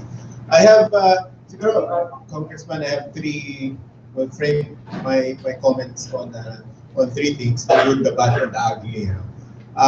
This is also an observation and a set of questions. The good, I agree with what Lidy was saying, that the Philippines is coming out, and what Gerry is saying as well, challenging developing countries to do more. The other one is, what's good also is that from the perspective of Greenpeace, the Philippines is supporting a long-term goal, which is quite important if you want to stay below 2 degrees. Of course, as I agree with also Lidy, that challenging developing countries to do more does not mean that you take the pedal off the putting pressure on developing countries. The bad. I go to the bad. 2 things that I feel were bad is, one is we were silent during when Hagupit was hitting the Philippines. I did see the press statements from the Philippine delegation during that period. I think later on there was some, but it was mostly us from civil society who were in fact interviewed and quoted in the meeting. The second bad thing that I felt was that, maybe I could be corrected because I wasn't inside the informal sessions, that the Philippines is quiet on finance. Finance is an extremely important climate finance, and we used to be champions for climate finance in the Philippines. So this is, I would like to seek some clarity on where we stand in terms of finance. Is it still a priority or is it not anymore? The ugly. Maybe I'll start with what Gerry was saying about loss and damage. Maybe I'll explain it a little bit what happened. We were in plenary. This was supposed to be the closing plenary of the ADP. Proposed text was put out, which didn't have loss and damage on the text. And what happened there was that a lot of countries, developing countries, Africa Group, LDC, LMDC, Pacific Island countries, spoke out and said this text is unacceptable because loss and damage is not mentioned in paragraph 2. What's concerning for me is that the Philippines was one of those who supported going with the text. With the caveat, of course, saying that we are disappointed that loss and damage is not there and human rights is not there. Nevertheless, we are happy to go ahead with this text.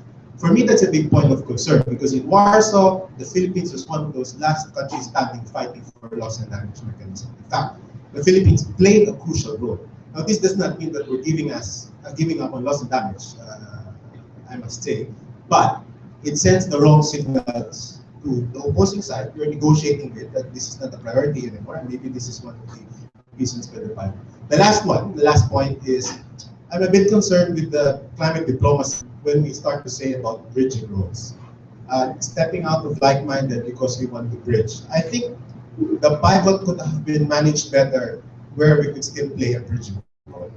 But the way that the pivot was conducted is that we burned bridges instead of build bridges.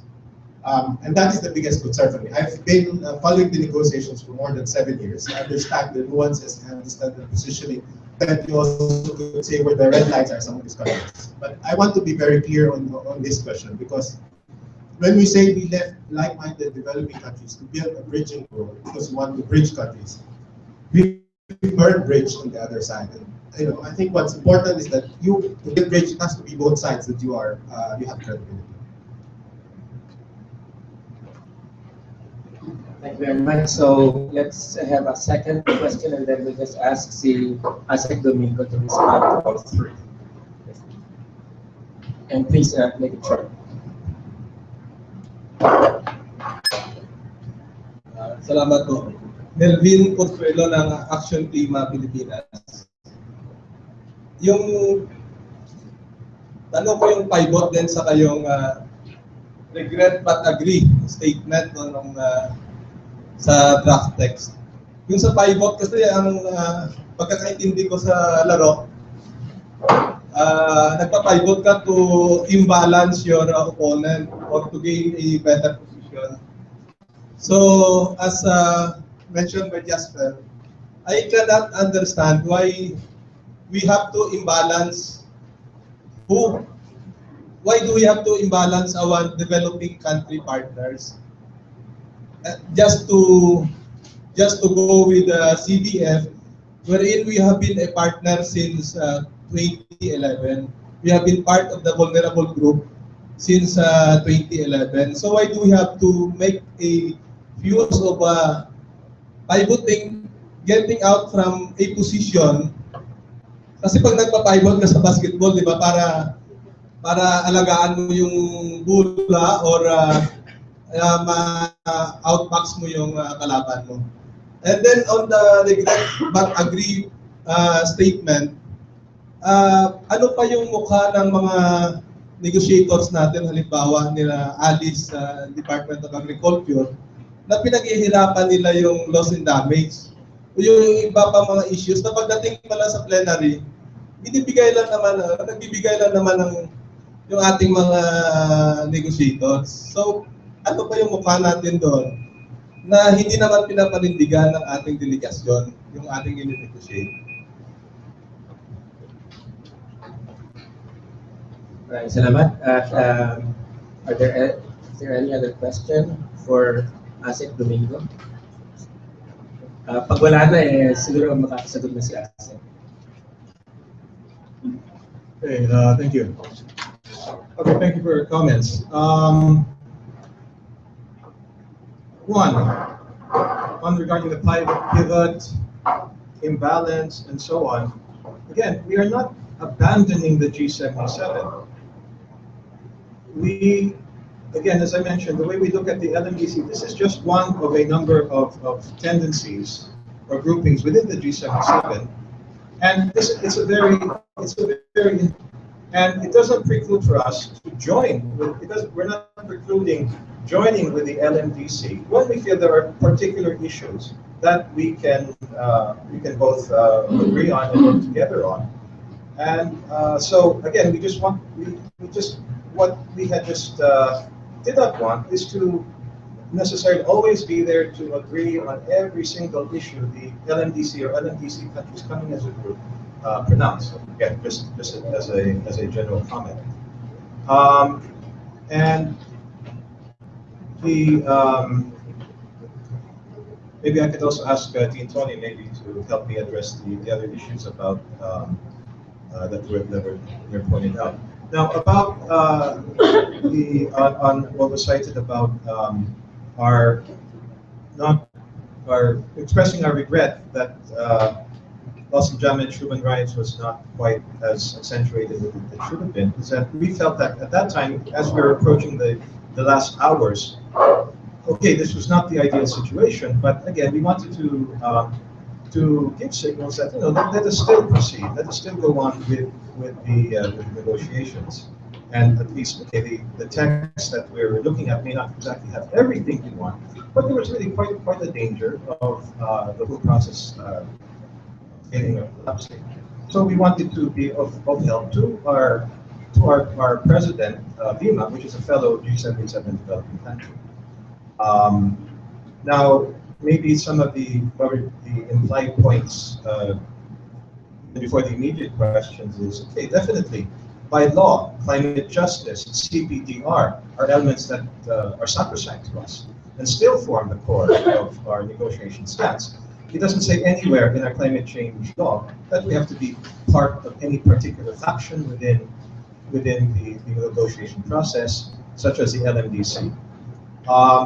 Also, it's interesting how Gerry characterized the negotiations as a trade union comprehensive bargaining agreement, as a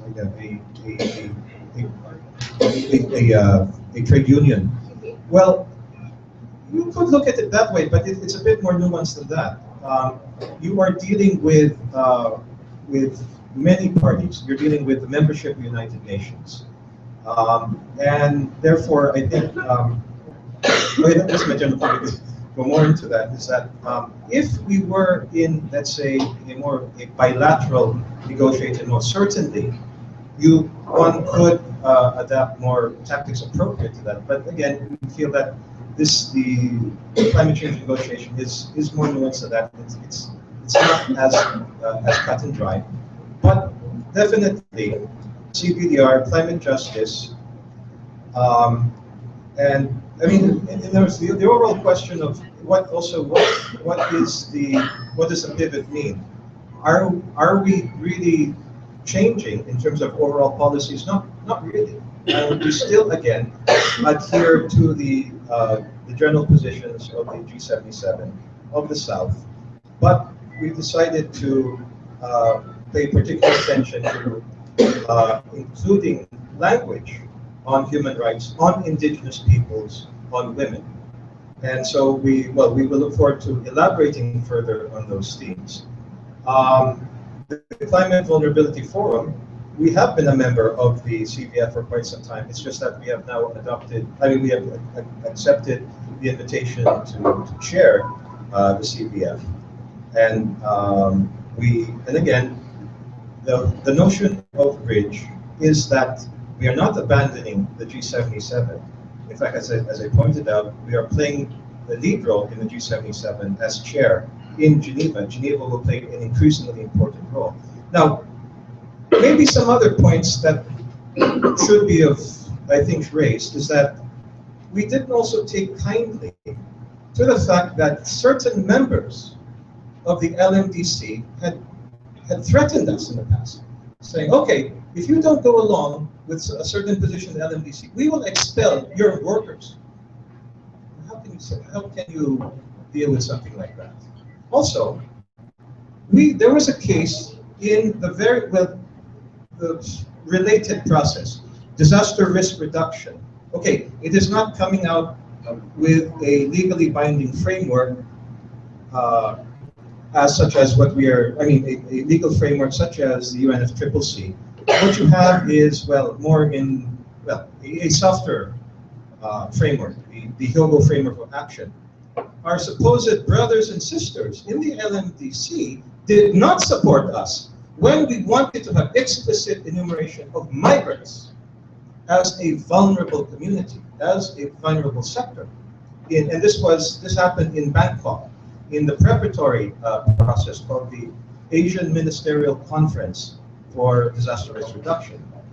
So, you know, there are other factors to consider where we would not necessarily see unanimity of thought with respect to the LMDC. Nevertheless, we are still all members of the G77, and we still negotiate as a group. Again, we are just moving away. We want the flexibility to not necessarily be tied down. And also, we have to ask ourselves, why is it not necessarily a two-way street? When we have particular advocacies, are they necessarily going to be supportive? And we're also questioning. We also wonder if the LMDC members would have the same appetite and enthusiasm for the cause of human rights, indigenous peoples, and women in this climate change process. And I mean, this is, again, I'm coming in more, quite frankly, as a generalist. My other colleagues, unfortunately, again, who were not able to be, could perhaps elaborate more on the particular tracks. On the matter of certain individuals not being included in the delegation or come from civil society, one of the elements in our terms of reference was that if someone comes from civil society, generally that person should be able to be with us here in the Philippines as we prepare for the process. So certain people, like Ditas, are based overseas, so it would be difficult to coordinate with them. And also, there have been cases where some members of civil society who were previously members of our delegation had unfortunately misrepresented themselves as to their exact status. I'd rather not go into elaborate. In fairness also, we also wanted to have a certain measure of consistency in how we bring in civil society in our official government delegations. But again, again, this is not, again, this is reference for the terms of reference. Okay, well, again, just hit on some immediate points there, but perhaps others can jump in, maybe Tony can. Okay, thank you. So, in terms of the was this Malaysia or Saudi Arabia? I'm not. Okay. Unless there are any other questions for Asec. Last question for Asec, because he has to go by 3.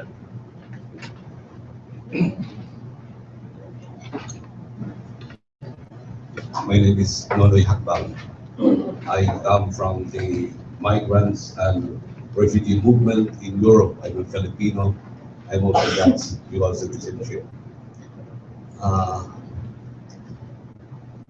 I happened to be here last year during Yolanda, and in fact I come from summer in Haiti. It was hit very hardly, and this year I happened to be here because my sister died. I had to be here, buried here, and we had just experienced also the Ruby, this typhoon. And then there's so much news here in the Philippines, especially in preparation for the Pope's visit. The visit, especially the poor. Now I come in because I heard that there is a forum for climate change, and especially after the Lima conference. I am not clear about the Philippine government position that it would like to express to make a stand in the international, in Lima, or in the future international climate change.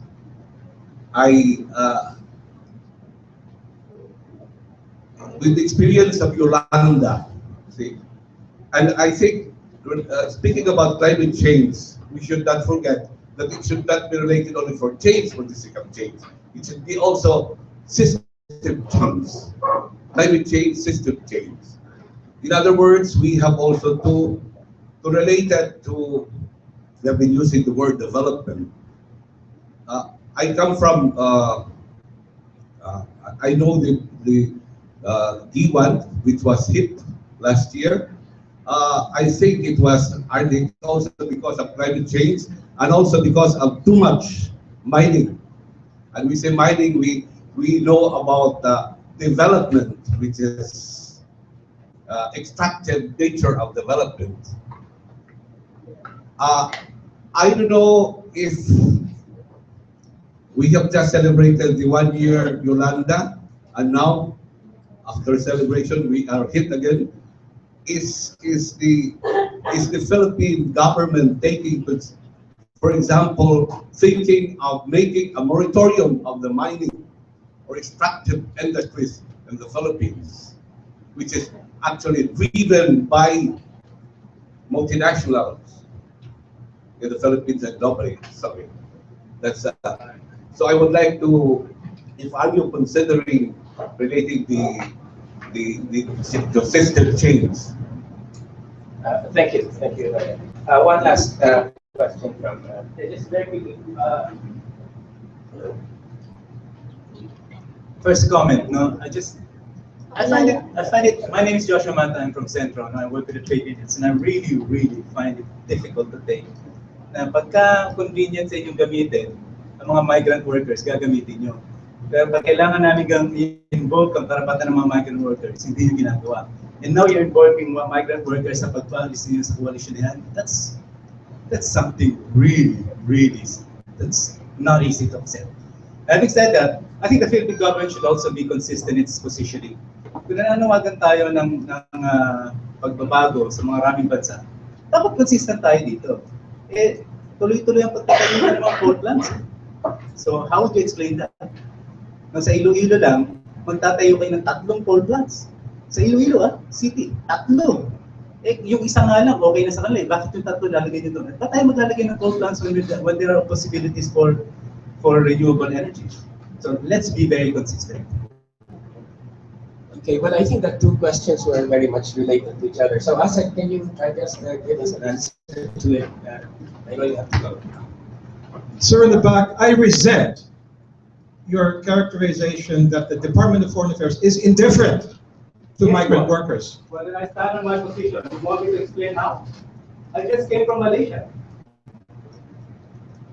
So, I have worked, about your position. Sir. Which would be a great opportunity. There would be great opportunity to talk about what the Department of Foreign Affairs is doing for the migrant worker community. Great. Then I have a lot of opportunity to tell Okay, you so how you perhaps another time. But this is not the focus of discussion. As for our energy policy, our policy is just in general terms, a mix. There is coal on one hand, but also renewable energy. Unfortunately, I don't have the time and scope to discuss further the energy policies but definitely this is very important in terms of where we're going with our policy on climate change, energy, finance, and so on and so forth. As for mining, I'm not in a position yet to really address the aspect of mining, but definitely this is an important consideration in terms of overall development and economic policies, that ultimately impinge on our climate change policies. Thank you. And again, I beg your indulgence. I would have to take your leave, but sir, I'd be happy to engage further with you at another time, maybe just one-on-one, as to what the Department of Foreign Affairs is doing with respect to migrant workers. But again, I just find it, I will have to resent and object to the characterization that we are just throwing out migrant workers as a whimsical term. No, this is one of our pillars of Philippine foreign policy, one of the most important pillars, if not the most important pillar. And in these negotiations that we have, whether it's climate change or migration itself, the migrant worker community, our diaspora, our brothers and sisters overseas are foremost on our minds. So please, I just have to register my opposition to what you have insinuated. So maybe Asec and Joshua can turn up making that time to me. And we'd like to thank you for your participation here. And we know you have to go. But yeah, we will continue this dialogue with you as well.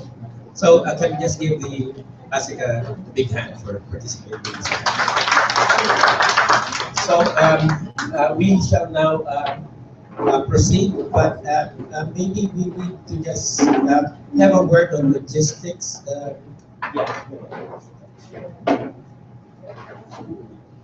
Yeah, we're preparing a very a small merienda for this afternoon, and then there will be coffee. We'll be serving our panelists coffee and also sandwiches as well as water. With our participants, feel free to take whatever you want. And just a note to our speakers, we will be ending the live stream after the last speaker, so we can have the open forum in a more frank and intimate manner. So okay, we have a very frank and engaged discussion over here. So I guess this is something that is to be expected from a very complicated and very important issue of climate change. So we would now like to hear from one of our lead negotiators, Tony La Vina of the Ateneo School of Government, who has been in the negotiations for a long time. So and I think you've also been much quoted in the press recently regarding the pivot. So we have 5 minutes for you, Tony.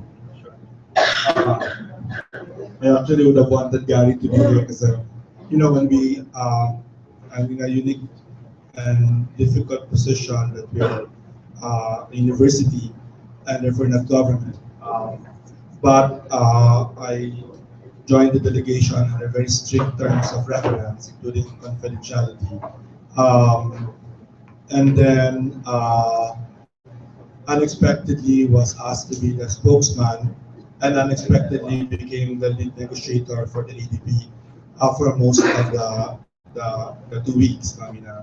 So that's all not expected. We actually, first we have, and the background of that is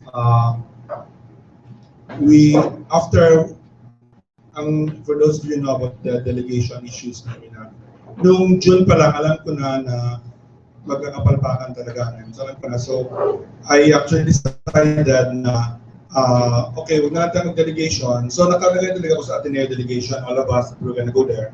Because we have other things that we wanted to push as NGO. We will just do that.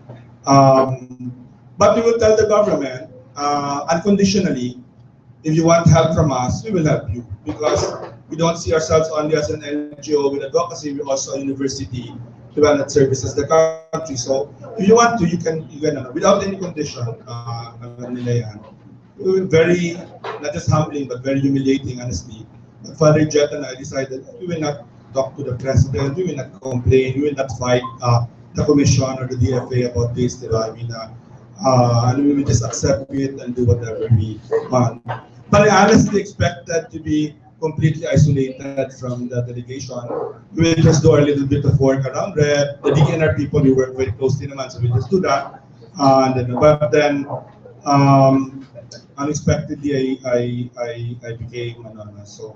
But that's fine. You have to take on whatever responsibilities you have to have your country as much as possible. So I took on those responsibilities. So having said that, I will have to say that I will take on the responsibility for the delegation. And not say, oh, kasalanan ito, kasalanan ito niyan. Okay, so mahirap yun, di ba? Kasi among others, meron naman akong confidentiality agreement that I won't be able to share details with you. At baka hindi naman tama yun, di ba? Kasi madaling i-blame yung iba, di ba? For example, for the last plenary, very easy to blame a young diplomat like Bangkok and who works 24 hours, hindi natutulog, hindi kumakain. Honestly, nag-aaral talaga, nagtatanong sa lahat kung ano, di ba? And he has to make that call, di ba? But ang choice naman, if pwede siyang make ng call or si Secretary Alvarez ang make ng call, di ba? At that last minute. Unfortunately, may ako pa yun. Kasi akala ko matatapos na the day before kasi nag-usap kami ni Manuel. Kaya close friend ko si Manuel, yung president ng COP, kasi human rights lawyers kami noong matagal na 20 years ago. We were working a lot together in the 90s. Akala ko talaga matatapos na that night, so hindi ko natulog. So napagalitan ako ng someone din sa Pilipinas, natulog na muna ako. Then patapos na pala, nagra-rush ako to the ano. You know, if I were there, honestly, it would have been easier kasi at least may experience na mag-engage ko naman kung tapos na ako hindi. But ang agreement naman talaga, to be honest lang, ang agreement was to signal na we are willing to make that ano. Yung decision about what the positions would be were taken here before. Diba? In fact, if you read the president's speech in New York, that was where the positions were already made clear, no, and the pivot was already made clear. I mean, sa akin, yung if you listen to Gary quite well, yung LMDC, foregone conclusion na we really had to shift kasi first of all, in any geopolitical context, we cannot side with China. Understand that. Side with China in any geopolitical context now. So the diplomacy natin. Pangalawa, in climate change, you cannot be with OPEC countries. Diba? Ako, hindi naman ako the government. I can tell you, many times, sasabihan talaga ako ng OPEC countries. Hindi ko sabihan, direct threat. If you push climate change, we will expel you. We will expel you ganyan. And from way back to Kyoto pa, midnight, matatapos ng Kyoto Protocol, ginawag ako ng oil minister in Saudi Arabia. If you continue on pushing for strong climate change agreement, it's over for you. So, yes, that's fine. I think the government. So I can say those things when you have those things. So it's but it was given from a geopolitical point of view, our days with LMDs was really numbered, diba? And there's a question of kailan ka magpa-pivot, diba? And I've been talking to Yeb quite a while already. And at some point, you have to pivot. My preference would have been to pivot easier, di ba? Yung ano, kasi may ways of doing it naman. But we didn't have that opportunity, unfortunately. And when we got to Lima, you were faced with two major communication issues. Now, one was the Yeb issue, not his fault, but the fact na wala siya doon had to be explained and maraming demand to explain that. And then Hagupit was coming, di ba?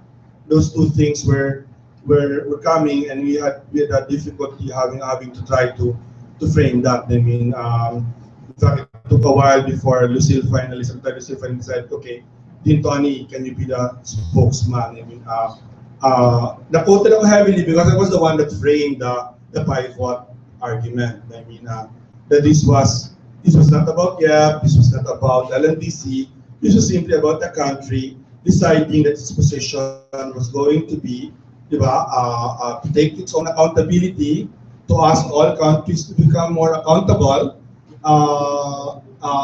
to side and ally with the vulnerable. Parang it was all a logical, and then the alliances therefore form logically because of that. So yun, that's how it happened. I mean, I wish it were done better and less painful. Well, that was the case. The truth is, I tell you, I mean, although the reportage does not say it, but I was there all the time. China made a bigger pivot than us, China accepted the text.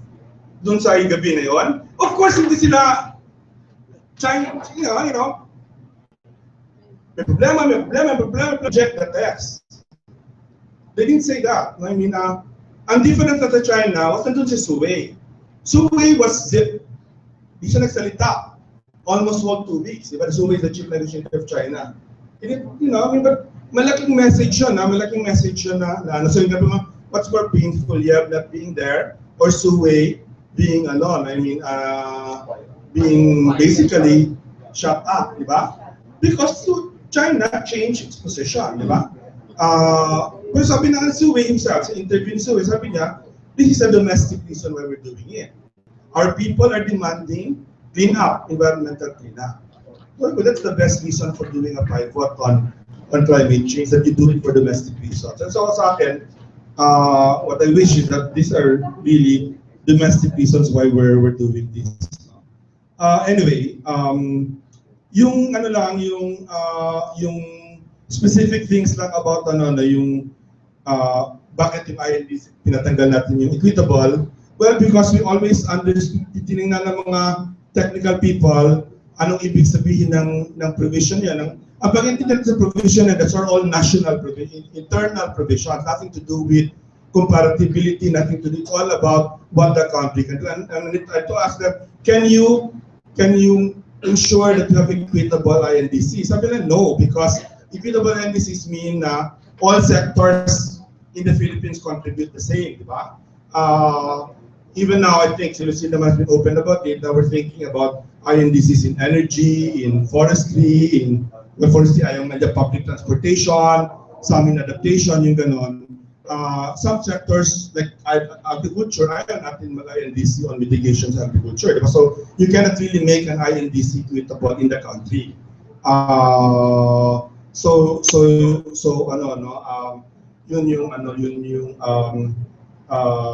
Dahilan doon, yung CBDR, there's no question that I mean, even Gary himself kept on saying that, diba? I mean, nagkaroon lang, I would have wanted him to hear, got lost in the confusion of all of the things that you do. I mean, particularly about Bolivia, I mean, I was trying to explain to our colleagues that Bolivia speaks in two ways. Diba? Bolivia is G77, and then Bolivia also speaks as Bolivia. And when it's Rene that's speaking, that's the chair of G7. When it's Diego that's speaking, that's Bolivia.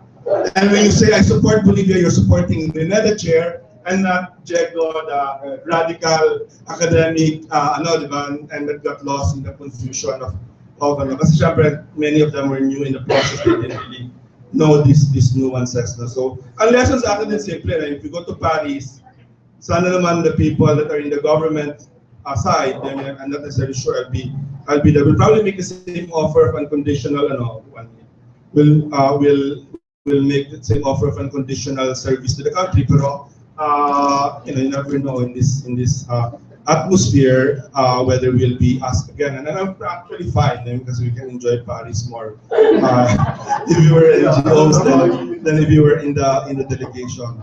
Last point lang, yung sa human rights. I mean, I'll be quite honest about it also. I mean, when the conversation around us shifted to vulnerability, and if Hagupit really struck hard, yun ang focus talaga sa vulnerability. When it didn't strike that hard, it wasn't that important, diba? From a messaging point of view. So in our discussion, I mean, I propose a new framing is human rights, and I just want to say that the fact that the government accepted it, before they accepted it, they actually consulted all the way to Manila, no? Because it's an important shift, diba? Is I think quite potentially important. No? Klaro sa akin na I have no doubt that of course the Paris outcome will be a weak outcome. No? I mean, na-decide na yun sa Warsaw pa with the concept of INDCs, which is, diba, individually determined, diba? So it will be a low outcome. I mean, a low ambition outcome, diba? Now, why is always all of this happening? No? Always happening like this, Kyoto, Copenhagen, ito. Well, simple lang ang sagot dyan, because it's all determined by states. I mean, and here I take on my political economy perspective, and on all these states, the elites capture these states. We know that, and the energy sources, the sectors that man the elites manage these states are all, of course, not in favor of a high ambition agreement. Right? The only way we can break this is we actually make this an agreement between peoples, communities, that are directly affected. You cannot do that under a CBDR context because a CBDR is a statist concept. You cannot do it under historical responsibility concept. You can only do that under a human rights framework, where within the human rights framework kasi, if you look at all the human rights conventions, peoples have rights, communities have rights, NGOs have rights. I mean, you know that. But in a statist concept, wala sila rights. Wala tayong rights lahat, di ba? So if you succeed in getting a preambural and an operative principle on human rights in Paris, ako masaya na ako. Really. That's all. Thank you very much, Tony. And I think the key points of the works was one is that the pivot was determined before Lima and was expressed by the president's speech in New York. And then another point that was raised is, of course, this issue of that Paris is probably going to be a low ambition kind of agreement, and the problem here is the conflict between states as the umbrella within which negotiations are held, and communities, and therefore the push for having a human rights framework as the basis by which things can move forward, if I'm getting it right, Tony. So, but we will have greater opportunities for discussion when we end the presentation. So, may we now have the last two, and it's Voltaire from Lima. And by the way, since we have an international audience, can you please, if we could just allow people as much as possible to speak in English.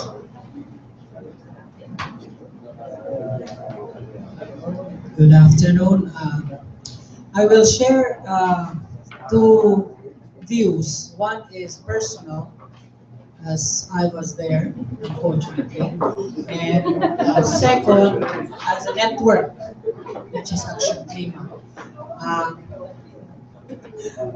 Personally, and I will speak from an org perspective, organizational management perspective. I think, and I will echo what Tony said in terms of his being a spokesperson, which came, I think, on the third or the fourth day. There was really no clear management of the field there, at least from where we are, because we cannot enter the Philippine delegation room. We were, the yellow badge people couldn't enter the delegation. So we didn't know what was happening, but at least from where we were, there was really no clear management of the delegation, particularly on messaging. The first 2 days, it was us, the CSOs in the outside, that were hounded by the questions on Yeb's absence. We do not have an official answer to that. We can only speculate, and it's also unfair to Yeb and to our government if we will offer a speculation. There was no response or official statement from government, from the delegation itself. Second, on the workload, and this refers to the TOR process that DFA and CCC went on. Based on my personal conversations with the members of the delegation, specifically those from government, because there was such a decrease of personnel in the delegation, the workload became even more difficult for them. And I will cite as an example DA, which followed adaptation having 5 or 7 tracks. And the only one who is able to speak and negotiate was Dr. Alice Ilata, one lady to speak in 5 or 7 forums. All else, all other CSO delegation, members of delegations were forbidden to the last day, were forbidden to even intervene, ask a question or whatnot. So again, it all boils down to organizational management, which to me is indicative of a strategy. And I share many of the views of my colleagues here. Quite honestly, the question to me at that point was, what was the strategy all along? And I heard later on that the strategy was to keep a low profile. And I don't know if that is, well, Dean Tony is nodding his head, so probably that is indeed the strategy. And if that was indeed the strategy, the next question I have was, we never talked of that strategy. I don't know in the December 25 meeting, because I wasn't there anymore. November 25, sorry. Because in the TWGs on adaptation, KP, Red Plus, Finance, there was no mention of a strategy that we will keep a low profile. And that goes back to the intervention of Jasper, whether we as a nation did advocate something in Lima that was quite substantial if we were keeping a low profile. Again, we weren't able to join many of the meetings there because it's closed door, and I know they cannot also share because of confidentiality, but that is really a question. That is the question. Now,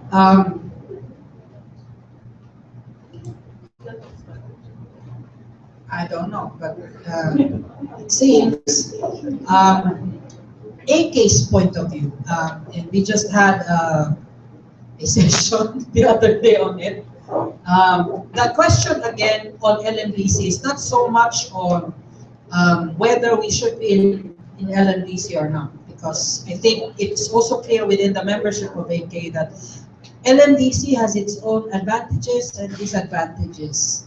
The question that was really clear, at least in the stock taking, was if we did plan to leave LNDC, what was the strategy for us to still have a leverage in negotiations? It's still not clear. And I think Dean Tony also very well pointed out that we could have done it more subtly, mas suave kung sa Tagalog pa, so that we don't burn bridges, you know, and still be able to provide that link with other partners. So that is one. Another is the lack of capacity of the majority of the Philippine delegation that were there. We appreciate that DFA sent how many? 5 diplomats, albeit green horns in the process. DNR sent their FMB people, and then the usual DA, and then Albert Pagalang was also there. But still, these are newbies in the process, and their exposure to the process is still very low. We appreciate Val, as mentioned. He did ask many questions, he did engage, but as far as I am concerned, it was only Val who asked questions. All else, I didn't even know they were there, quite honestly. So capacity. We even offered, AK and ASOC even offered that there should be a capacity building, a reorientation prior to leaving. But it did not occur to them that it was needed, and indeed, if I may say so, nagkalat itong mga newbies na to because it's not also their fault entirely. It's not also their fault. And then the last point that was perhaps clear in the stock taking session of AK is the question of pivot. Again, human rights is well accepted. It is in fact appreciated, but the pivot on the pivot as a concept is still quite nebulous to the membership.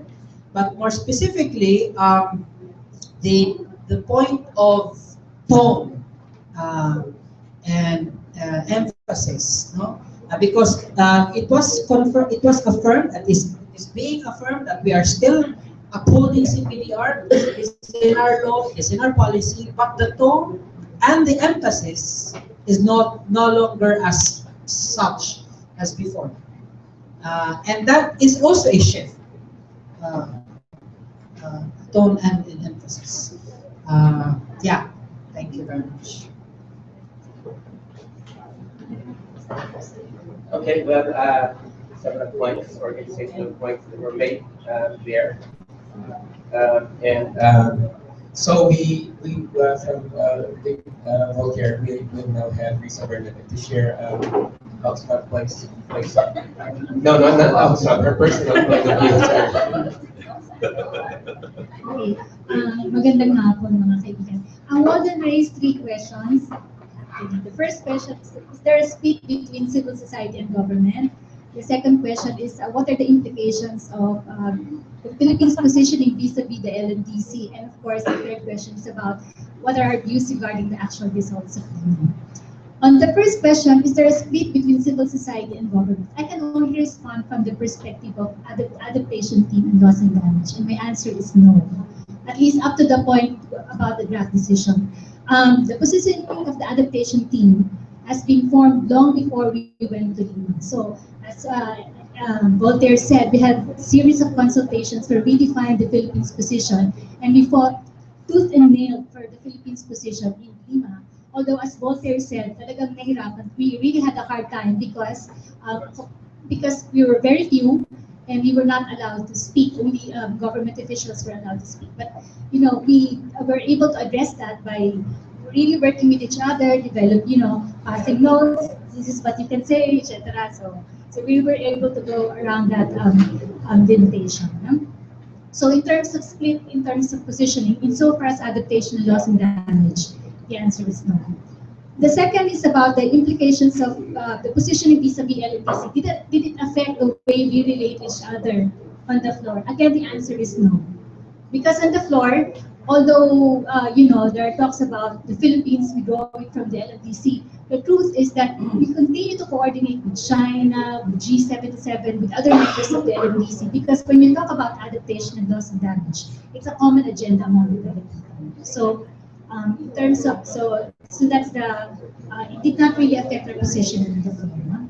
And what are our views regarding the actual results in Lima? Well, as pointed out, it's not a perfect agreement, and I'm particularly concerned about the outcome with respect to finance, because in the adaptation team, we have always been pushing for good mechanisms, etc. But ultimately, the question is whether or not we have the resources to support climate action, climate adaptation in developing countries. And the fact, as Lidy pointed out in Lima, we were not able to establish a clear roadmap on how to raise the 100 billion. We only have 10.2 billion, and that's not enough if we want to be able to address climate adaptation. So our view with respect to Lima is that parang sa Oxfam, may boat kami lagay sa, there's a boat on the sea, pero it's a very stormy sea. And we have a lot of work to do from now on to Paris.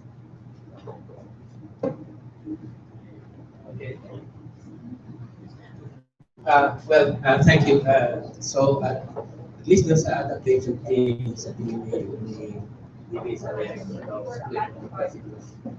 pragmatic unity in terms of practice. Even with the like-minded countries, you were working together fairly closely. What we'd like to also explore is if the other dimensions that was the case. So with the presentations that have been made,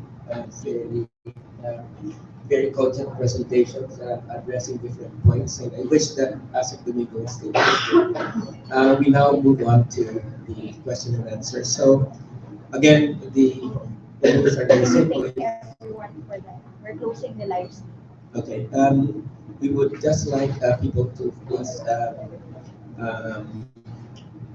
identify yourself, and then and please make your questions quite short, because we want to accommodate as many people as possible. And we're closing the live stream.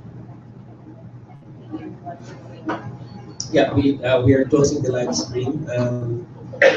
So we're really sorry that we do have to close this. I know that people are, people out there probably are wondering why we're closing the live stream. But in any event, we wanted the discussion to be much more intimate at this point in time. So So with that, Is it closed? Is it closed already? We're closing it. okay. Okay. So so let's who would like to ask the first question?